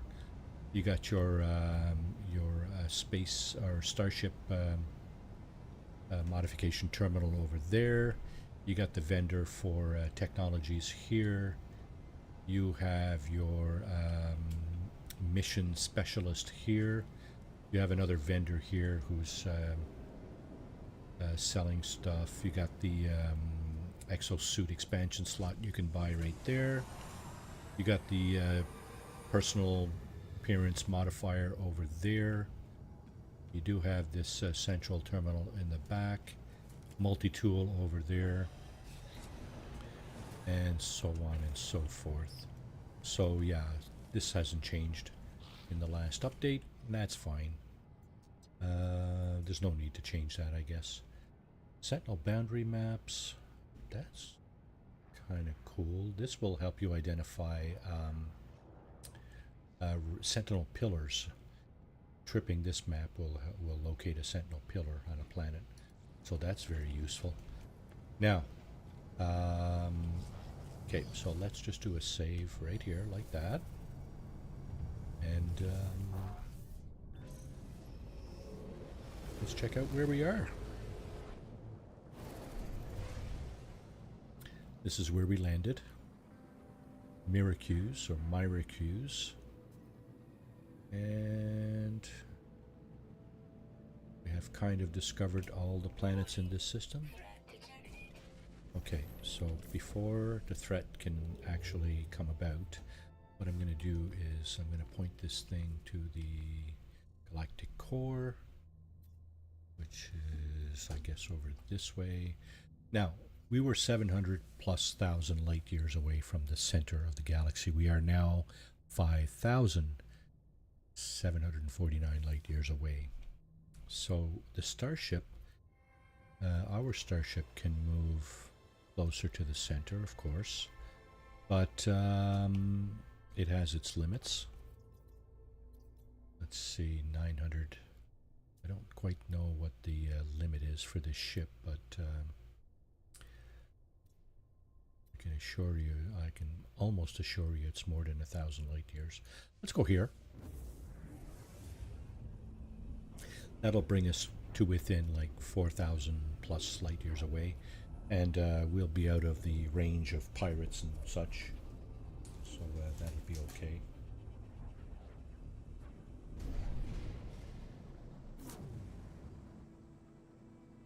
Oh, freighter battle. Awesome. Okay. Let's do this.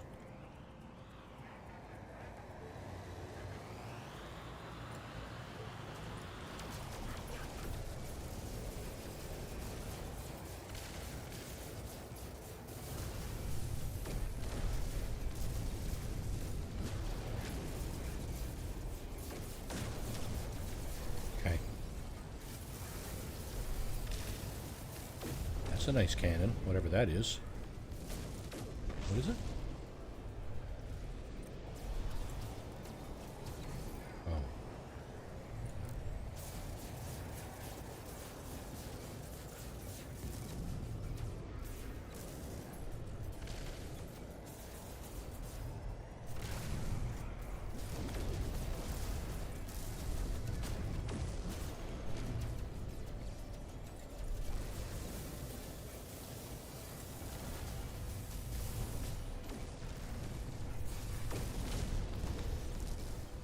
That it?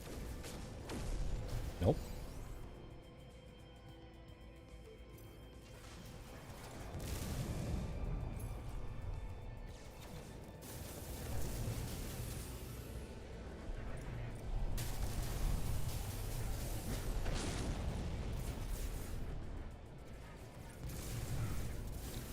That's what happens when you get too many weapons on your starship. You could cycle back and forth and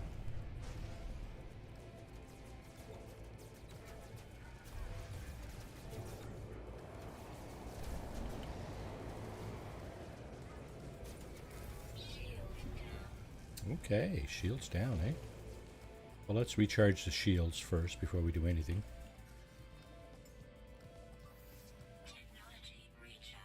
Okay, there we go. Now let's get back in the mix here.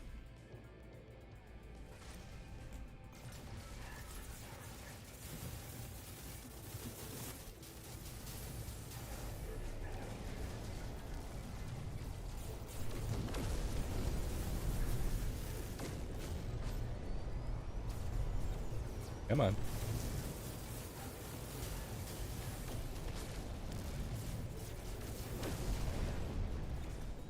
One more. One more is on the other side, I guess.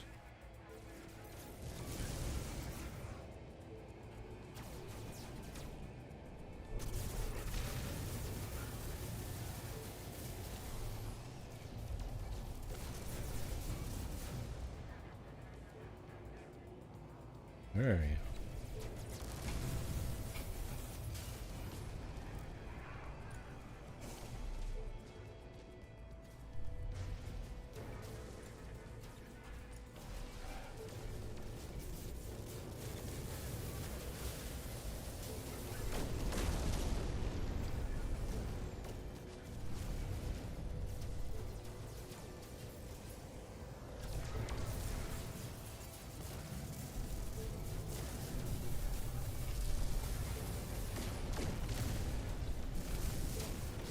That it? Hey. All right. Okay, so if you want to know what guns I used and so on and what was best, you're going to need to replay that because I'm not well, it says I'm an expert, but you know what? I'm not really an expert. Okay, let's see what we got here. Oh, wait now. We need to, we're supposed to talk to the captain, weren't we? Or the, whoever, the leader of this band of merry men. Merry Geck. Geck? This band of merry Geck. Supposed to talk to him. I guess maybe we can speak to him now. Offer to buy the freighter. I don't think so. C-class? Not really.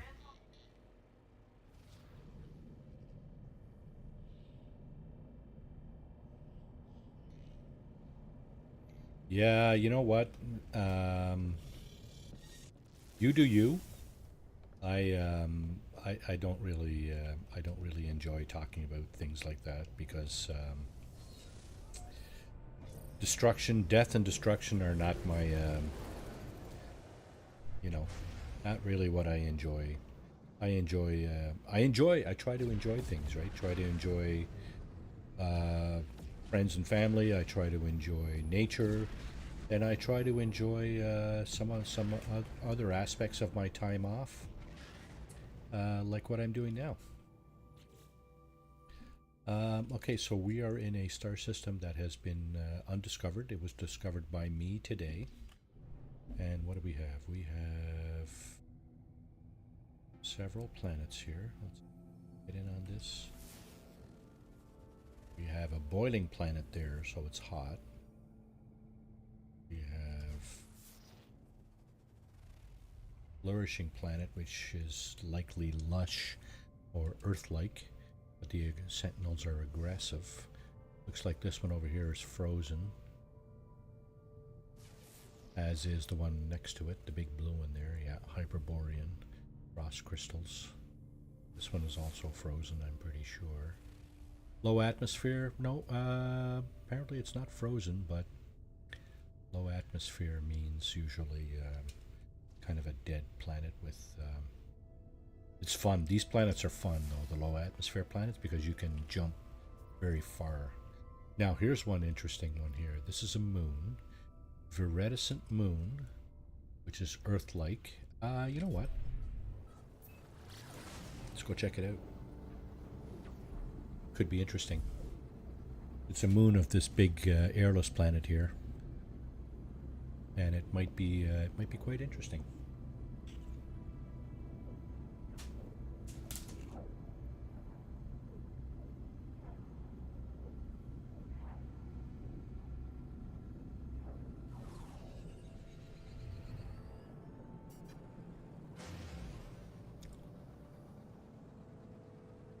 So, judging from your comments, Kenan,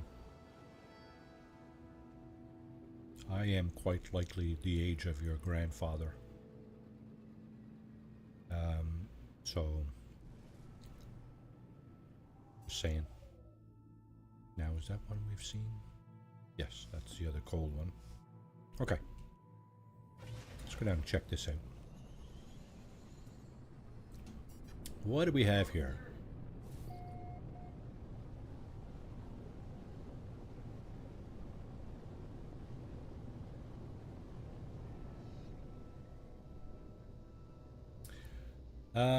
Okay, so yes, No Man's Sky did push out update 5.0. I believe it was Thursday. And it's changed a few things. I haven't seen a lot of changes. So I think they're mostly cosmetic in terms of it's mostly like the appearance of different things that has changed a little bit. There might be a few new looking planets and stuff like that. I don't think the space stations have changed. The pirate space stations have not. Most of the planets probably have not. However, what I've seen, unfortunately, when there's a major update like that, if you have bases created on various planets, you may find that those bases have changed. Those planets have probably changed in terms of their specifications of whether or not there's a hazard and how bad those hazards are, and so on and so forth. So you might want to check your saves just to see if you're used to playing on a game that's like a planet like this, where it's very everything that looks nice and hunky-dory. That might have changed since this update. Aside from that, yeah, there's stuff out there for sure. Stuff has changed a little bit, but yeah. By the way, CypherX, welcome to the stream. I'm just a couple of subs short of 300. So if you don't mind, if you're not subbed to this channel, by all means, just check that subscribe button there on your browser, and that'd be awesome. Because I'm just making my way up. This is not a very old channel, and any subscriptions are appreciated. They're free, of course, so do it, right?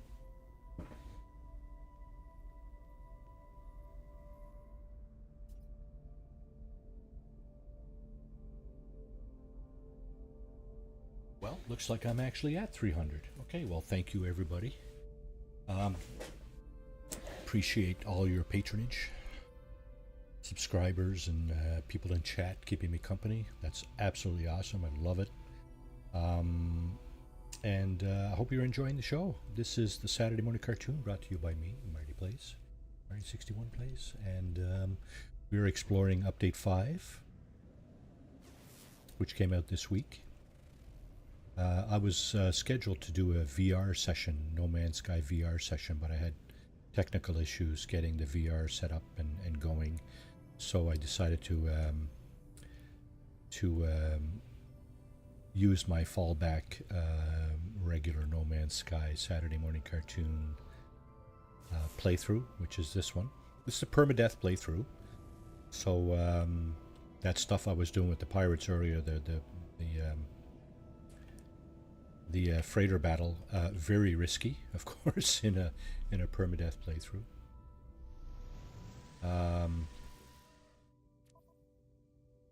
Cannot change difficulty after locking settings. Yeah, well, it is a permadeath playthrough, but nevertheless, this is my Galaxy Hopper playthrough. What I'm doing here is going through all the galaxies, hopefully. It's going to take a while, of course. There are 256, I think, galaxies, so it might take a while, but you know what? It's no rush, right? Nothing is... I try to go through a galaxy, I try to go to the next galaxy every time, every stream. It doesn't always work out that way. Okay, so what do we got here? Regular patrols. That's not terrible. The weather is pleasant. This is a very nice planet, actually. Fauna is bountiful. We have 9 creatures on the planet. Let's see, do we have any flying creatures? We probably do. I didn't see any water, so there's probably no underwater creatures, right? The answer is nope. 1, 2, 3, 4, 5, 6 ground, 1 flying, and 2 underground. Okay. 1 flying is our flying creature. Oh. Flying diurnal, so it is during the day. It flies during the day. Oh, it might show up here.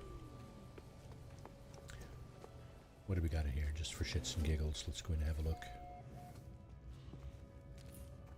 We got a pistol. C-class. Okay. Not very often I come into a place and find a nice multi-tool. Actually quite rare. Pyrite, 151. Do we need pyrite? So units. Units can be a bit of a challenge to come by, certainly at the beginning of the game. Swapping ships is not necessarily a particularly lucrative endeavor. You know, you're always going to lose money swapping ships because, for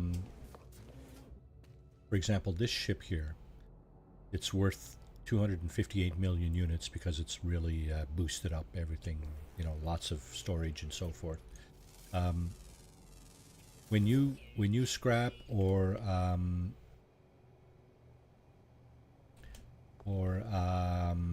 trade your ship, you only get 70% of the value, right? So that's one thing. So what you can do is look for stuff like this. Here, I'm just going to show you. You can scrap found ships, like crashed ships. That's one way to get units. You'll get probably 1 million or 2 or 3 millions of units at a time.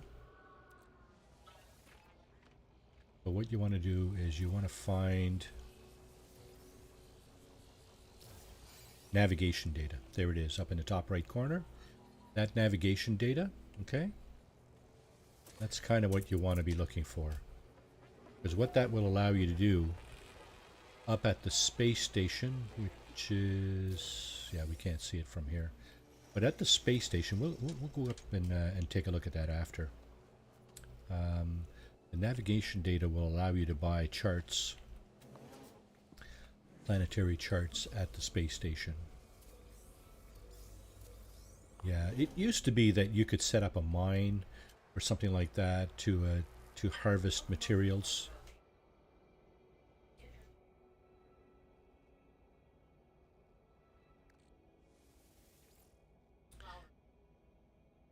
Yeah, it used to be that in No Man's Sky you used to be able to harvest. Oh, let's see if we can pick this up. Yeah, you can't do that from the ground anymore. You have to dig down to it. Yeah, you used to be able to harvest materials such as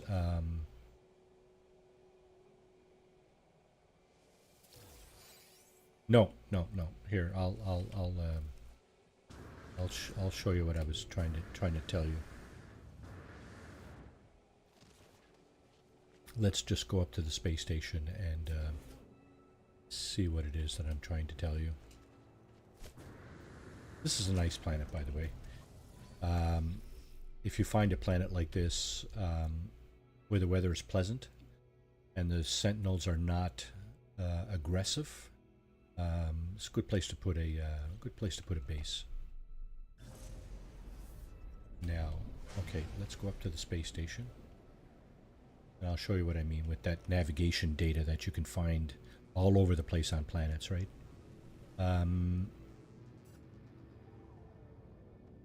So there's the space station, right? Go over there. Yeah, so no stupid questions. Don't worry about it. This is one of the things that I do on my stream is kind of, you know, answer those questions, right? I like to kind of, you know, speak about what my experience is and how I go about doing certain things and, you know, that kind of thing. So what we're going to do is we're going to go into the space station. We were supposed to go into the space station. this is okay. I think yeah, that hitbox is probably a little bit smaller than it used to be. You used to be able to fly, and the space station would pick you up and bring you in. Okay, so with your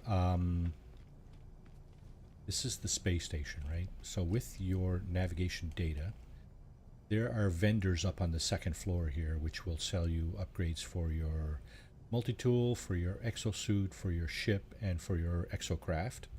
See, there's symbols there that show you what they're selling, right? That's the ship, that's the exocraft, that's the multi-tool, and that's the exosuit over there. Exocraft, ship, multi-tool, and exosuit. Down here we have a galactic trade terminal. We have a teleportation unit right across the hall from it. Over here we got a mission specialist, which you can pick up missions. That's one way to get more money, is to pick up missions from this guy here, the mission agent. Some missions will offer money for successful completion, like this one down here, 100,000 units. It's not much, but it's one way to do it for sure. And the other thing you could do, like I was saying, is take your navigation data, come over here to the cartographer, and there's a couple of things you can get.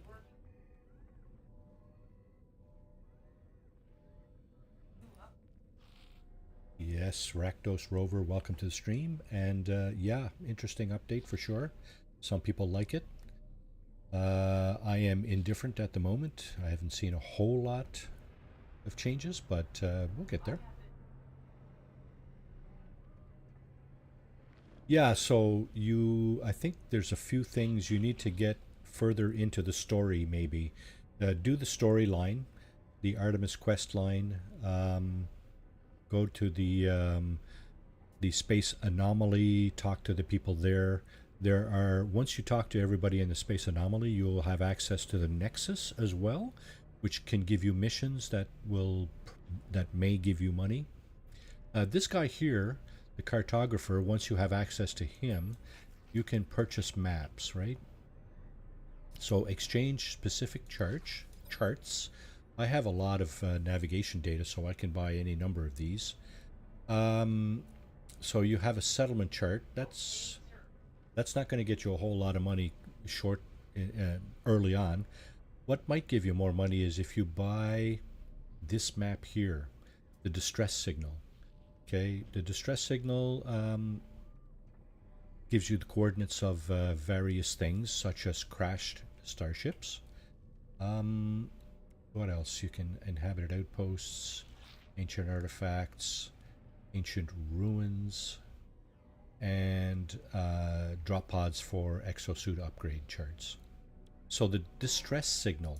Now I already have several maps for distress signals. That's a nice ship there. That's the same one I was looking at earlier, isn't it? Yeah, nice. It's even in my colors. Sort of a teal. Yeah, like those ships for sure. Yeah, so in my inventory I do have 8 distress signal maps, right? So let's go and see right now, what kind of system are we in here? We're in a Gex system. Let's go to a Viking system. Yeah, see, this planet has aggressive sentinels. I'd rather not go there unless I absolutely have to, and I don't, so I won't. What we're going to do is we're going to go to a Viking system, and we're going to use one of those distress signal maps. Let's go towards the center a little bit and find a Viking system.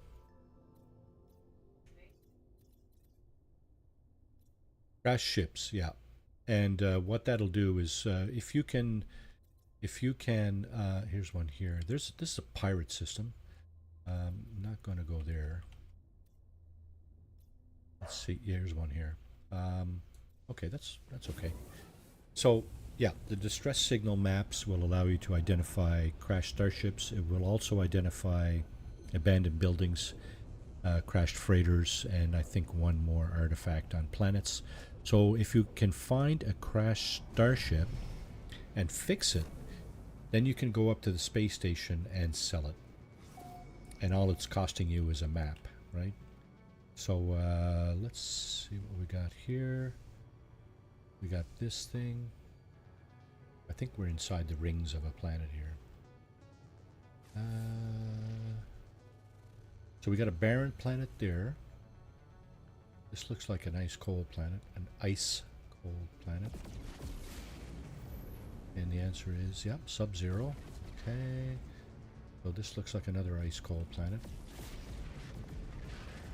Yep, freezing. How many do we have here? We have 4 planets and 2 moons. So that's the most you can get. 6 orbs in a system, I think, is the most you can get. Kitten Swarm, welcome to the stream. Should you start? You certainly can. I don't have any more free new game slots, so I'd have to delete one of my old games. But yeah, absolutely, you can start a new game.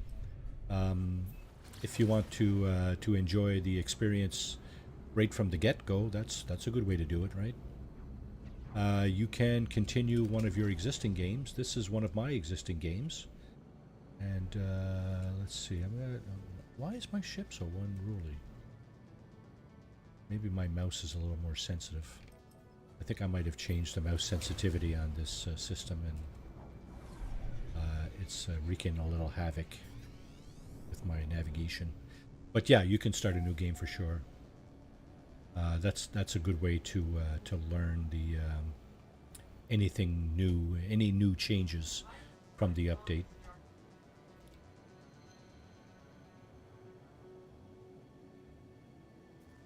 Yeah, so absolutely a good thing to do, right?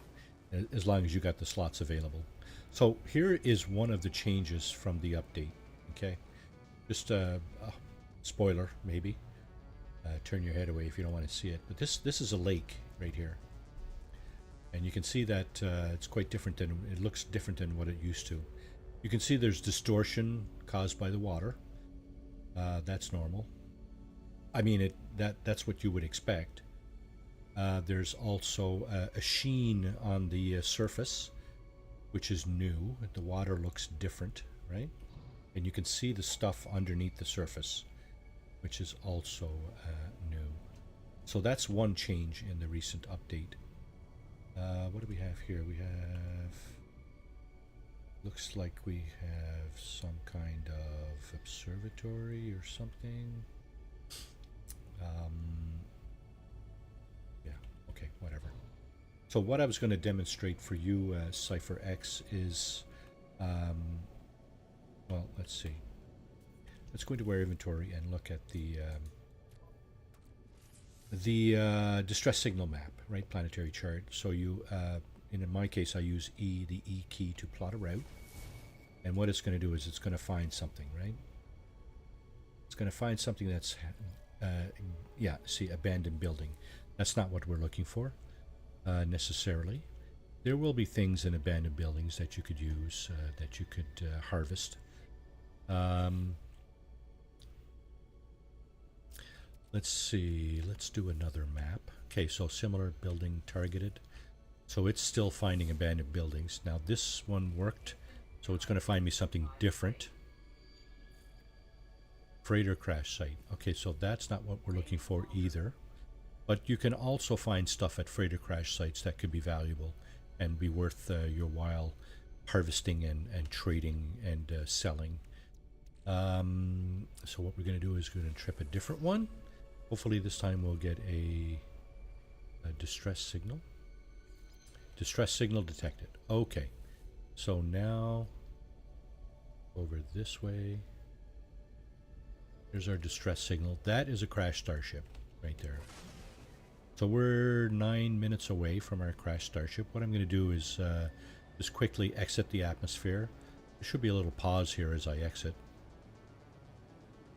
There it is. Okay. 1, 2, 3. point my nose back down, and I can now pulse down to our target. So what used to be 9 minutes away was turned into less than a minute away. Distress beacon. Okay, so this should be a crashed starship. You can fix this ship and then head up to the space anomaly in your own ship and then sell this ship. And only if there is no pilot around. So unfortunately, we do have a pilot here. So that's one of the downsides of having a distress signal, locating a crashed starship. We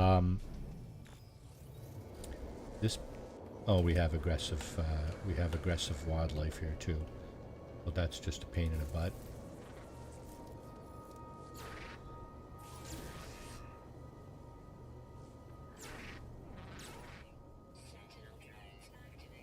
Oh crap! I thought the drones or the sentinels here weren't. I thought the sentinels here weren't aggressive, but they were aggressive enough to activate. Mage, welcome to the stream, Mage.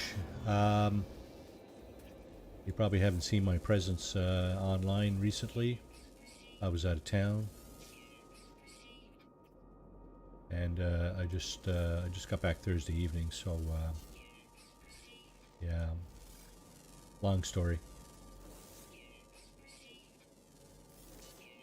Okay, so it looks like the sentinels have quieted down. We'll get back to our yeah, so the trip, the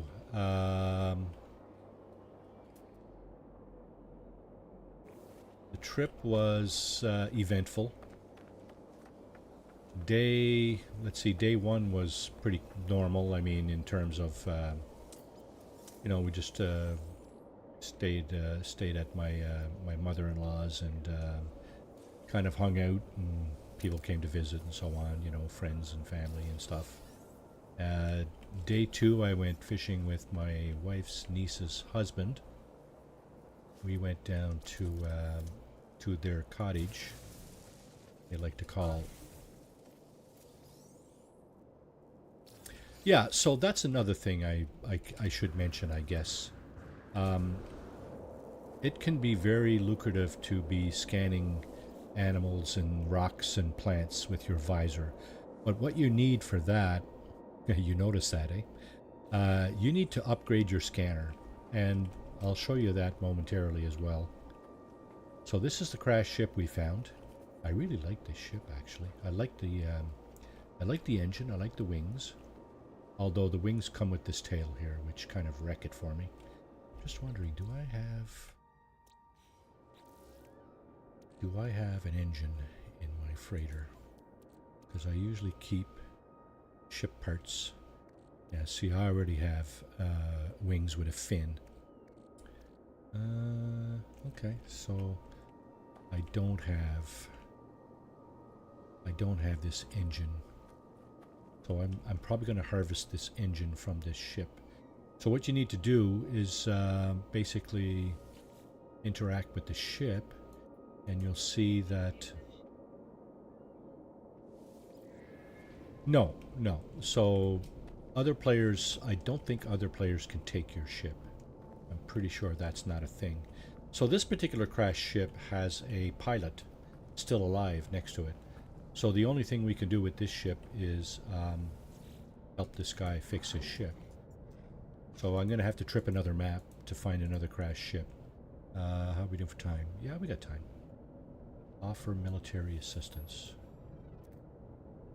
Shit, I think I took the wrong... Pirate hunter, blah blah blah, locate and destroy the bounty target. Okay, so there's the other animal that I had to put down. How are we doing for animals here? 4 out of 8 discovered. Ground, underwater.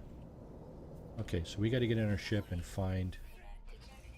Well, I guess it's going to find us. Where is he?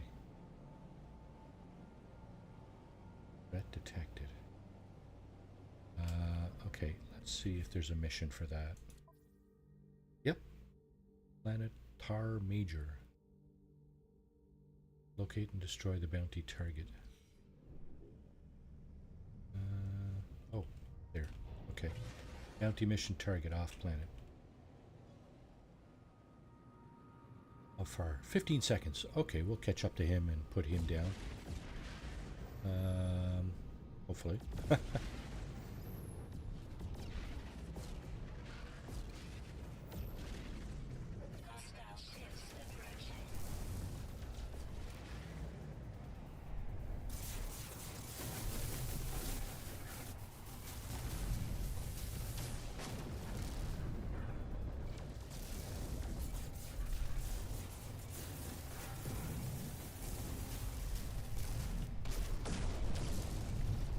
There we go. Is that it? Alright, so let's get back to our friend on the surface here and complete this mission. Where is he? There he is. Okay. So yeah, this starship is not recoverable. It depends on your Cypher X. It depends on your requirements for yourself. I like fighters and exotics. Fighters are better for combat, I think. But exotics, some of the exotics can appear smaller on your screen. They have a smaller footprint, a visual footprint on your screen. So, that's one thing I like about the exotics. Some of the guppy exotics, what they call the guppies, it's the little round exotics. They're expensive, but I like the fact that they have a very small footprint on your screen.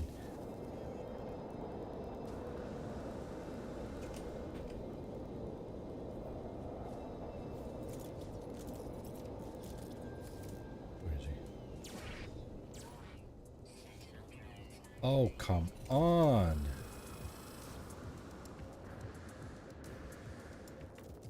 Well, this is not a good planet to be on for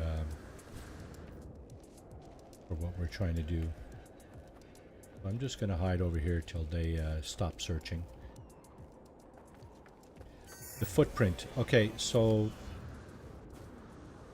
the footprint is how big the ship appears on your screen, on your actual monitor. That's what I'm talking about. Some ships, like haulers and explorers, some of them look much bigger on your screen. They take up space on your screen. So, you see how big my hand looks in front of my camera. It's got a really big footprint right now. If I move it back, you see how small it looks? That's what I'm talking about, right? Some ships look smaller on your screen, and you can see more stuff around it, which basically, you know, to me, helps identify other things that you might be looking for, right? So if you have a ship that takes up a lot of your screen, you might have trouble seeing some of the stuff you're actually looking for. Okay, report success. So we're done here. There's all kinds of predators here, and they're very aggressive. So what I'm going to do is get in my ship, and I'm going to trip another one of these distress signals, because I really would like to show you what it is that you can do with starships. Okay, so we're going to see.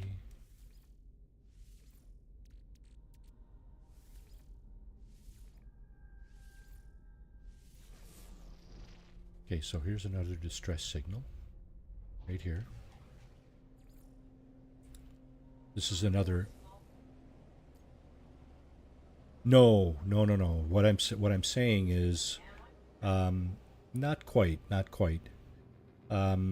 What I'm saying is, you see how small the ship looks on my screen here? Some types of ships look much bigger, so they take up more space. I like it when my ship takes up less space on my screen, so I can see what's around.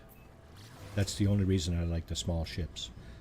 Your ships, in terms of fighting capabilities or warp capabilities or so on and so forth, maneuverability, different ships have different attributes that are better than others. For example, the explorers, Yeah, I can see more of the screen, the actual screen, right? Okay, so here we have a shuttle, crash shuttle. There's no pilot here, and the way you can tell that is that there's a distress beacon right here. If there's no distress beacon, there's probably going to be a pilot, and you can address that accordingly, like I just did. Sometimes you just need to fix the ship, and they'll be on their way. Okay, report the vessel. Okay. So what I did was I just tripped the beacon there, the distress beacon. And what I'm going to do is I'm going to try to collect this ship. I may not be able to because you have a limit on the number of ships that you can actually have in your inventory. So I may not be able to collect this ship. Let me just... I'm going to collect all the loot here first. So that's another way to get money, is to gather loot. Let's see. So this is... Oh, wow. S-class freighter. Or a S-class shuttle. Cool! Not too often you run into a crashed S-class ship of any type.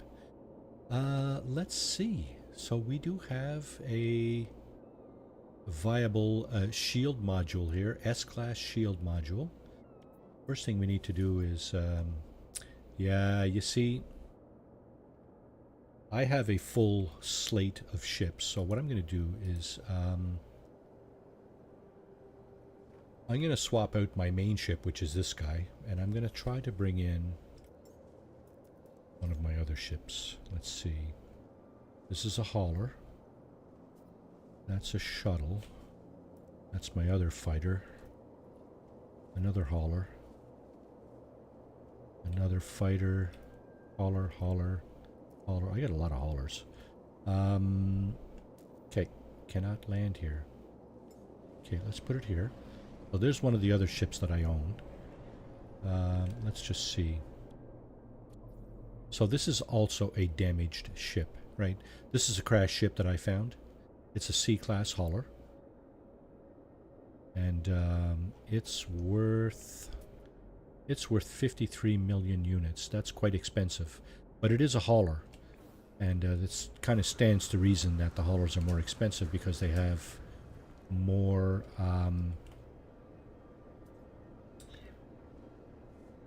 No. Yes. That's what I'm thinking right now. But I want to check something first. I want to check a few things. And I also want to scan a few things. If I can. I can find any other things to scan. Okay, so this has 60 cargo slots. 40 cargo and 20 technology slots, this ship, right? And what I'm talking about is these slots here, right? There's 40 in the cargo and 20 in the technology area. But as you can see, a lot of them are damaged, so unusable as they are. Now, this guy over here...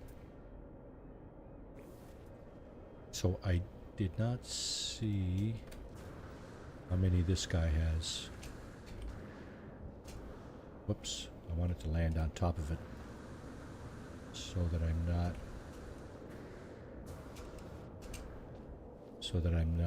like being attacked by the predators. Okay, compare. So here is the hauler that I just summoned, and now you can see, of course, the technology and the cargo areas, right? The fighter... Okay, so here's something you need to take note. That hauler, if it was all fixed up with no damage, was worth... how much did we say it was worth? 53 million units, okay? And this one... and because it's damaged, it's only worth 11 million units. So that's a caveat. You got to be aware that damaged ships are worth a lot less. In this case, probably 20% of the full value, right? This one here is 37 million units. But it's probably worth a lot less because it's damaged. I am going to swap this ship out and fix it. Fix it enough to summon it from the space station, right? So let's see. Let's start with doing this. I'm going to rename this. Yeah, actually, S-class ship of any type is a nice score for sure. But of course, this is a damaged ship, so you can't really. You know, if you want to fly this ship, you should probably fix it up, right? Let's see. Okay, so ship to grab. We're going to go up to the space station and scrap this ship shortly. But first, I want to get some of this stuff out of it. So, S-class technology here. I'm going to put that into my Delta Creator. Welcome to the stream. How are you doing? I want to put that here, but looks like I don't have much room. Or at least, no, I think I don't have any room. Yeah, my ship is not in the system. My freighter, so I can't see the extra cargo areas, which would be somewhere where I would plant these things here. Okay, it gets complicated, right? Now, your starship. I've just picked up this S-class shuttle, and I'm going to fix this thing because I want to see what it is. X-class modules, of course, are random. This one is 8% shield. It's a piece of junk. I'm just going to scrap it and collect the materials for it.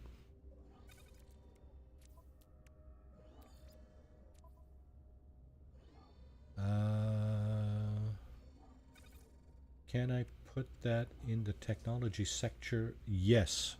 So the S-class shield module, you can put that in any ship except living ships. Break the holler and get credits.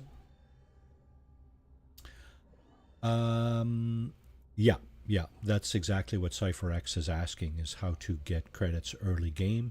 This is one way to do it. Find crash ships with the distress signal planetary charts like this one, and then fix them. So you need to at least fix these two things here, the pulse engine and the launch thruster. You don't need to fix anything else on the ship. This one, I don't need to fix the launch thruster, it's not broken, but I do need a hermetic seal and a metal plating to fix the pulse engine.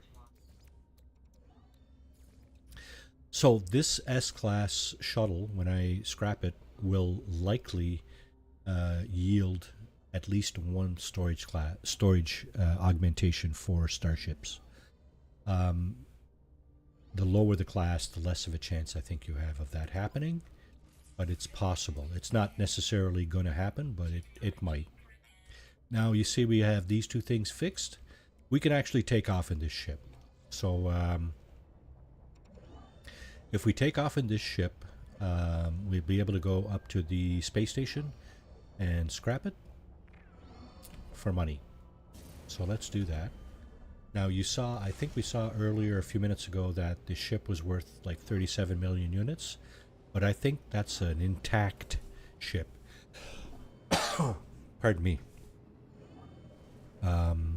Okay, so the space station is over this way.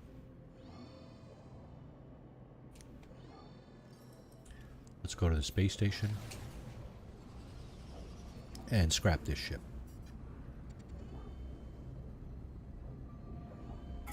So a few updates ago, No Man's Sky introduced the ability to build your own ships. That fighter I was flying earlier, I built that myself with parts that I scavenged or otherwise found. You can build fighters. You can build fighters, you can build explorer type ships, or you can build haulers. So if you scavenge parts from either of those three types of ships, you need one of each, and you also need a core Let me just show you what that is. I don't think I currently have a core.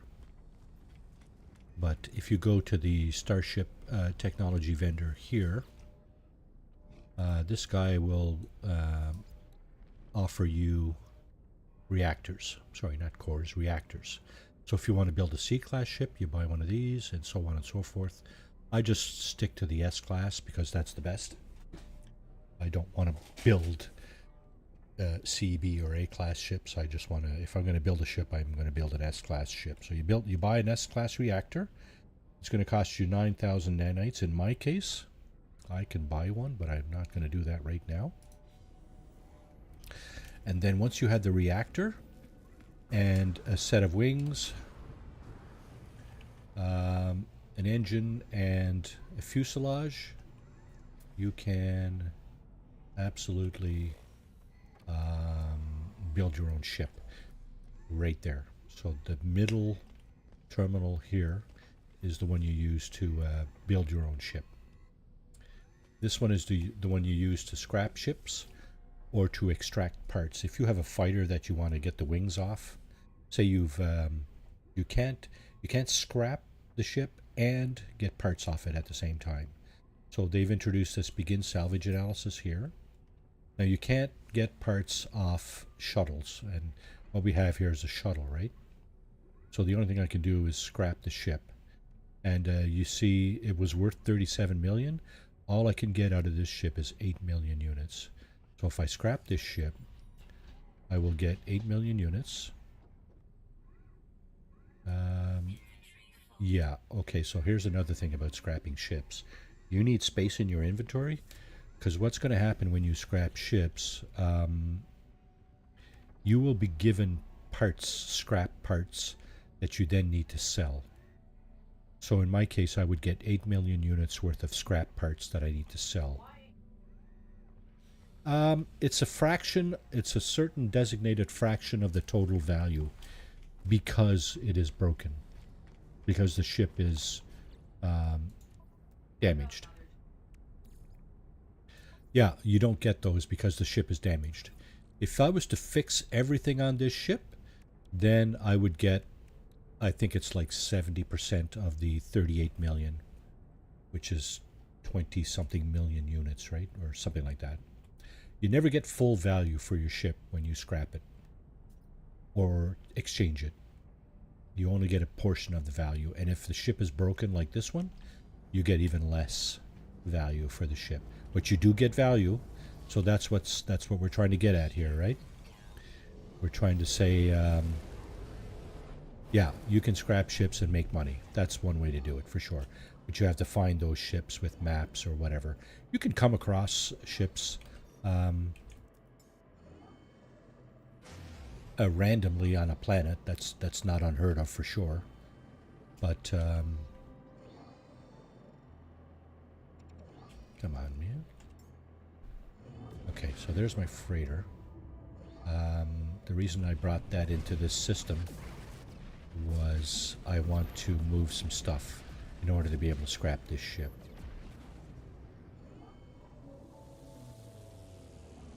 Wow, these graphics have degraded in this update, in my opinion. But anyway, it's all good.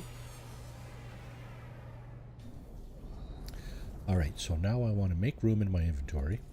So what I'm going to do is I'm going to move some of this stuff, for example, over here in my freighter. Now that my freighter is in this system, I can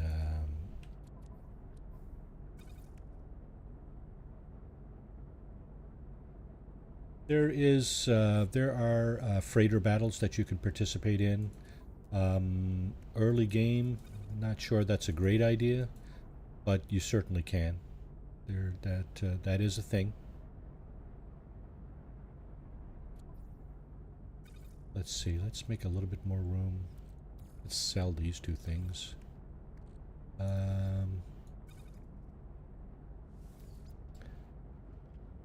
I think what I'll do is I'll scrap this one and put this one in its place. Yeah, so I think the rule used to be 3 hours of in-game play, and 5 warps. So you warp from one system to another 5 times, plus 3 hours of in-game play, and your freighter battle is automatically generated. When you warp into a system the 5th time, if you've done 3 hours of gameplay, you are presented with a freighter battle. So just so you know, you don't have to take the first freighter that's offered to you. You can decline it, and then the next freighter battle you might have a crack at a much better freighter, because you can just take the freighter, right? You can claim the freighter after the battle, after your first battle. You used to be able to claim it after your second. I believe that's still a thing. Let's see, exosuit inventory. I wanted to sell this, and I wanted to sell this. Okay, now we have some room in our inventory, our exosuit inventory. We're going to scrap our shuttle, and this is what we're going to get. We're going to get 8 million units, right? So begin salvage analysis, same thing we just did before. Claim 8 million units worth of scrap. This time, because we have the room in our inventory, we're able to scrap that ship. And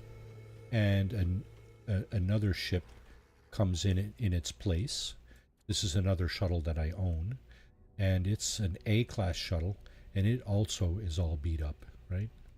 Now this might be the ship I use to go from galaxy to galaxy, and I'm going to explain that. I think I might do a little bit of overtime here just to explain what that is. So basically, I've earned an extra 8 million units by scrapping that S-class shuttle, but it was given to me in lieu of these things here, right? See these things here? These have a value of 8 million units total. There's 6.2 here, there's almost a million there, and so on. And we also got this S-class hyperdrive module. We did not get any storage augmentations, unfortunately, but that's all good. Sometimes you will get storage augmentations which you can then apply to your ship, which basically is just additional storage, right? You come to the same terminal. If you have storage augmentations, you can come to the same terminal back here and apply the storage augmentation to the ship, your current ship. So let's see. We're gonna sell that scrap that we just were given in lieu of the value of the ship. So basically, compressed indium scraps worth 66 million. 6 million there. Recycled circuitry, another 500,000. And you got to note that different ships have different value. The higher the class is, the more value it has. So S is more valuable than A, is more valuable than B, is more valuable than C. The more storage it has, the more valuable it is. So basically, that's why haulers are the most expensive ships. It's because they have the most storage, generally. See, this one has... It's an A31 plus 23. That means it has 31 cargo storage and 23 tech slots. It's worth 34 million. And this one here is a 3626. It's worth 31 million. That's undamaged. But of course, this one being damaged is worth a lot less. It's probably around 7 or 8 million, just like the one we just scrapped. Okay, so I'm not flying out of here with that. So I'm going to summon my my fighter. I can find it. I think this is it. Yeah. Okay. And you see this one here has a ton of storage. It's got 134 storage, and it makes it worth 258 million units. Obviously not going to scrap that one. This is a ship that I built back here in the middle terminal. But again, you need to scrap ships in order to get that. So let's see, that's one I built. Let's see if we can scrap a ship to get some parts. Let's scrap a hauler just for fun. Okay, let's bring this one in. So there's a baller hauler that I have in my inventory. And I'm thinking this one is also scrap. Yeah. So this one was a crashed hauler, right? And what I'm talking about when I'm saying you can scrap ships and strip parts off them, there's two different functionalities here, right? Begin salvage analysis. I can scrap this ship for money, or I can extract a customization module. In other words, I can take the cockpit, the wings, or the engine. I'm going to take the wings, I think. Yeah, I'm going to take the wings just to see what that looks like. So I got the wings off this this hauler, and basically starship destroyed for scrap, components awarded. So I've stripped the wings off that ship, and that kind of thing looks like this. Bulker wings. So it's the big balls that hang off the side of the hauler, right? That's basically the wings of the hauler. I can build a ship, a hauler, using this, but I also need the engine and the fuselage, right?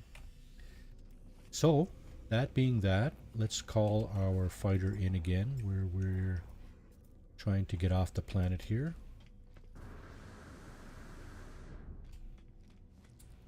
So we were trying to get closer to the center of the galaxy, right? That was the idea here behind finding the portal and then teleporting, using the portal, using all 12 number 1 glyphs, right? I don't know if you were here earlier, but that's what I kind of did. So also at the beginning of the stream, I hauled in my frigate missions, and one of the ships was damaged. That would be this guy here. It's damaged. I need to fix that, but I'm not going to do that right now. What I'm going to do is shit, I wanted to show you something else, but I can do it on the other map. I can do it on the freighter map, the galactic map. So before we used the portal, we were 712 light years away, 1,000 light years away, sorry. We are now 4,190-ish light years from the center of the galaxy, right? And our starship can move 1,100 light years at a time. The freighter, because of the configuration here, can move 3,600 light years at a time. So basically, if I go in here when I'm standing in my freighter, I can go a lot farther. There's the center of the galaxy. I can go 3,600 light years, right? Now, you see, when you get so close to the center of the galaxy, there's no more stars, right? So basically, you have to fly. You have to fly closer to the center. Let's go here. This is very close to the center of the galaxy where we're going, but it's not the center, right? So two things you need to be aware of when you fly to the center of the galaxy. Everything in your exosuit, your starship, and your multi-tool will get destroyed. All the technology gets destroyed. So your best bet is to do this. Okay. Your best bet is to do something like this. See how my multi-tool has got all kinds of technology there? What I'm going to do is I'm going to swap it out for this guy. This guy, the technology, the slots are already all destroyed, so I don't care about this. Nothing's going to happen. Nothing worse can happen to this multi-tool. Starship, same thing. I'm going to swap out for one of my other ships that are already all beat up. And exosuit, what I need to do with my exosuit is move all this stuff. And where I'm going to move it is here. But first, I want to sell all that crap. First.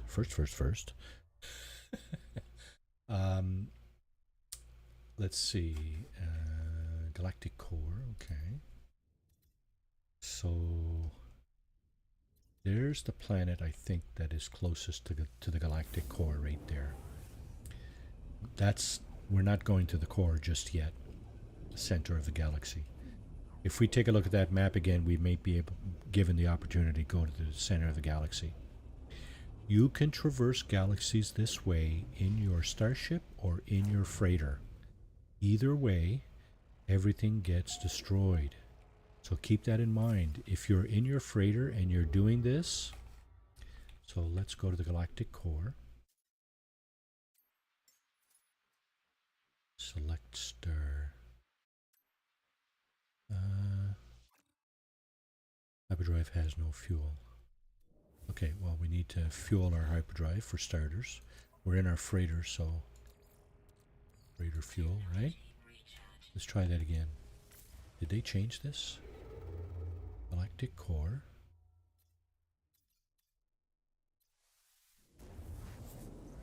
No. Okay, what's going on here? I would have thought I was close enough. Once you get close enough to the center, your final hop will point to the center of the galaxy. And I'm trying to demonstrate this, but it's kind of struggling. Okay, so let's point to the galactic core. We changed our destination up top to the galactic core.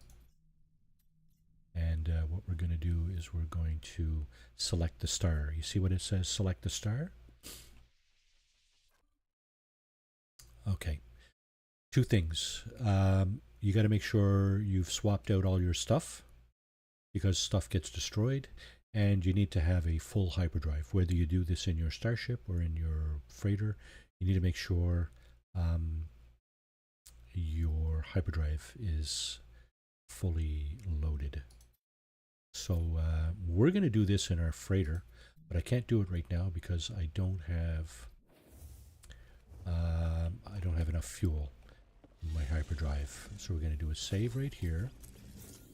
We're going to go over here and sell a bunch of stuff. Sell from Starship. Okay. We're going to sell this. We're going to sell this. We're going to sell that. That.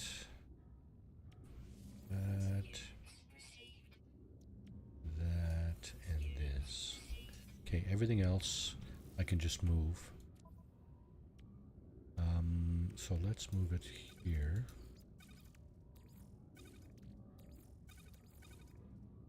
Alright. So the reason I just did this was to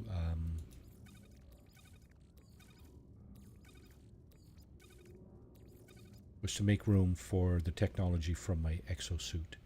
Now, like I said, if you plan on doing this and you don't move your technology,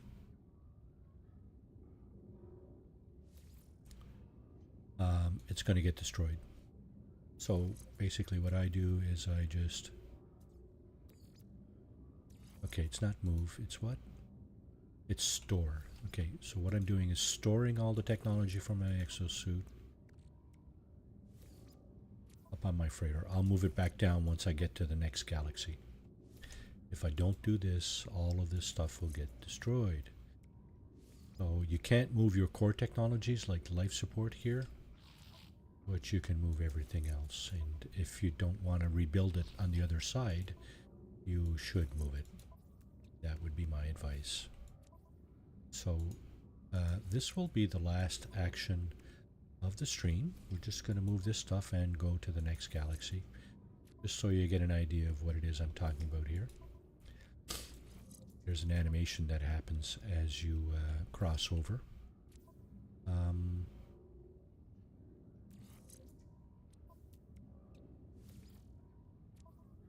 This is a little bit tedious. It's going to take you a minute or two, but definitely worth it because fixing all this stuff could be a bit of a nightmare. So that's just my advice. You can try it. You can traverse over without moving your stuff, and you'll see what I mean. In fact, what I'm going to do is I'm going to leave a piece here just to show you what happens. I got a runny nose. I've had really, not that. I've had really bad allergies over the last little while. My in-laws all have like a number of dogs and stuff that I'm allergic to, but I mean, you know, that's their nature, I guess. They're all pet lovers, so what can I do, right? Suck it up, princess. Yeah, and just carry a box of Kleenex or a box of tissue, I guess, eh? That's what I do. I just carry a box of tissue and suck it up. It is what it is. All right, so we've got just about, excuse me for just one moment. I can't.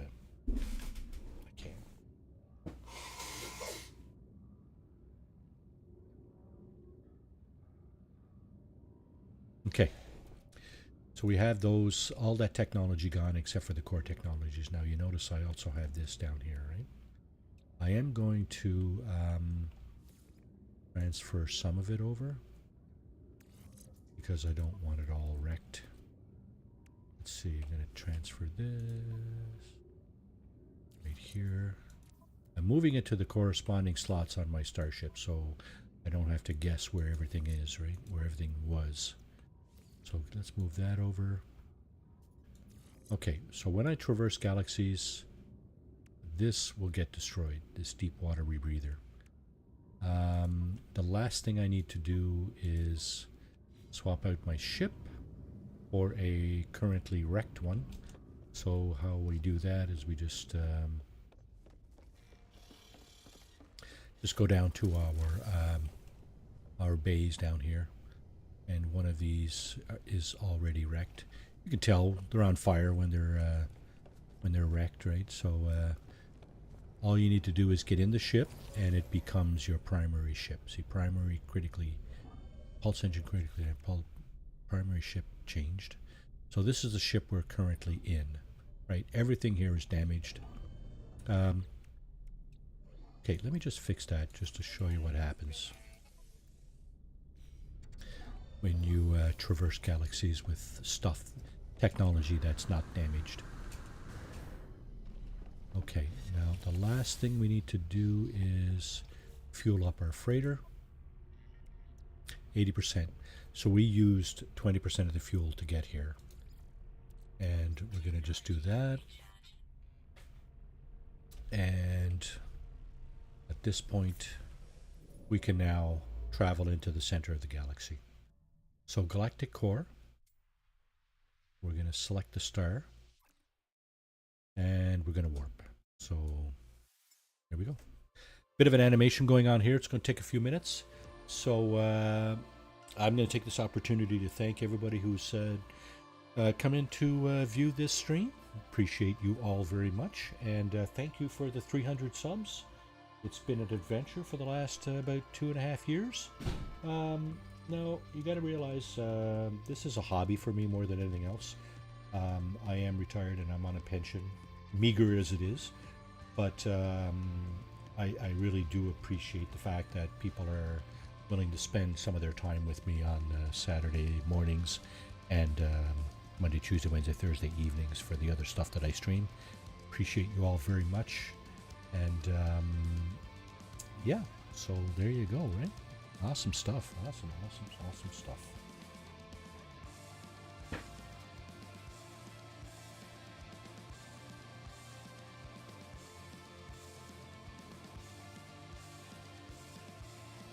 $101 subs. Okay. So yeah, like I said, this is more of a hobby than anything else, so I don't really push this channel like I could. If I wanted to do this professionally, of course, I would probably do a lot more legwork in terms of advertising and stuff to see how quickly I could rise up in terms of number of subs and so on. But again, it's a hobby for me. I enjoy tech. I enjoy computer stuff. So yeah, built this channel from the ground up a couple of years ago. So Ogtialabi is the new galaxy we've just discovered. When you do it this way, you're going from one galaxy to the next in consecutive order. So this is galaxy probably 15 or something like that now. We've gone from 1 to 2 to 3 right on up to this one. So yeah, and we have a portal. We have a base, sorry, next to a portal in all previous galaxies. And yeah, so it's been fun. It's been a lot of fun. I hope you've enjoyed this stream and any other content that I've been producing. Thank you very much, everybody. So what happens here is when you arrive at the next galaxy, this is very similar to what happens at the very beginning of the game, right? You initialize, and then you get,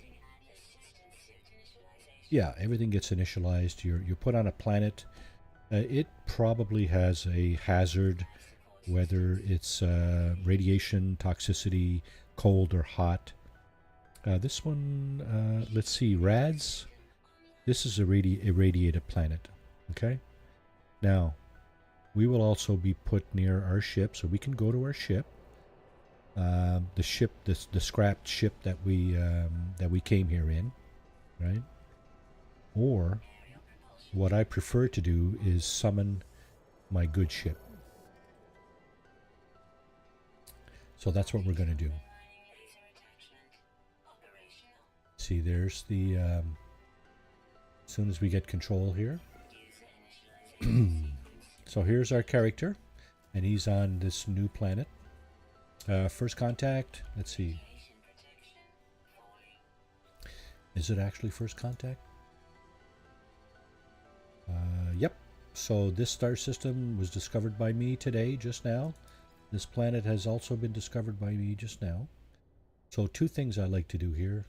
One is to invoke my, or summon my freighter, like that. You can do that from the surface, the planet's surface.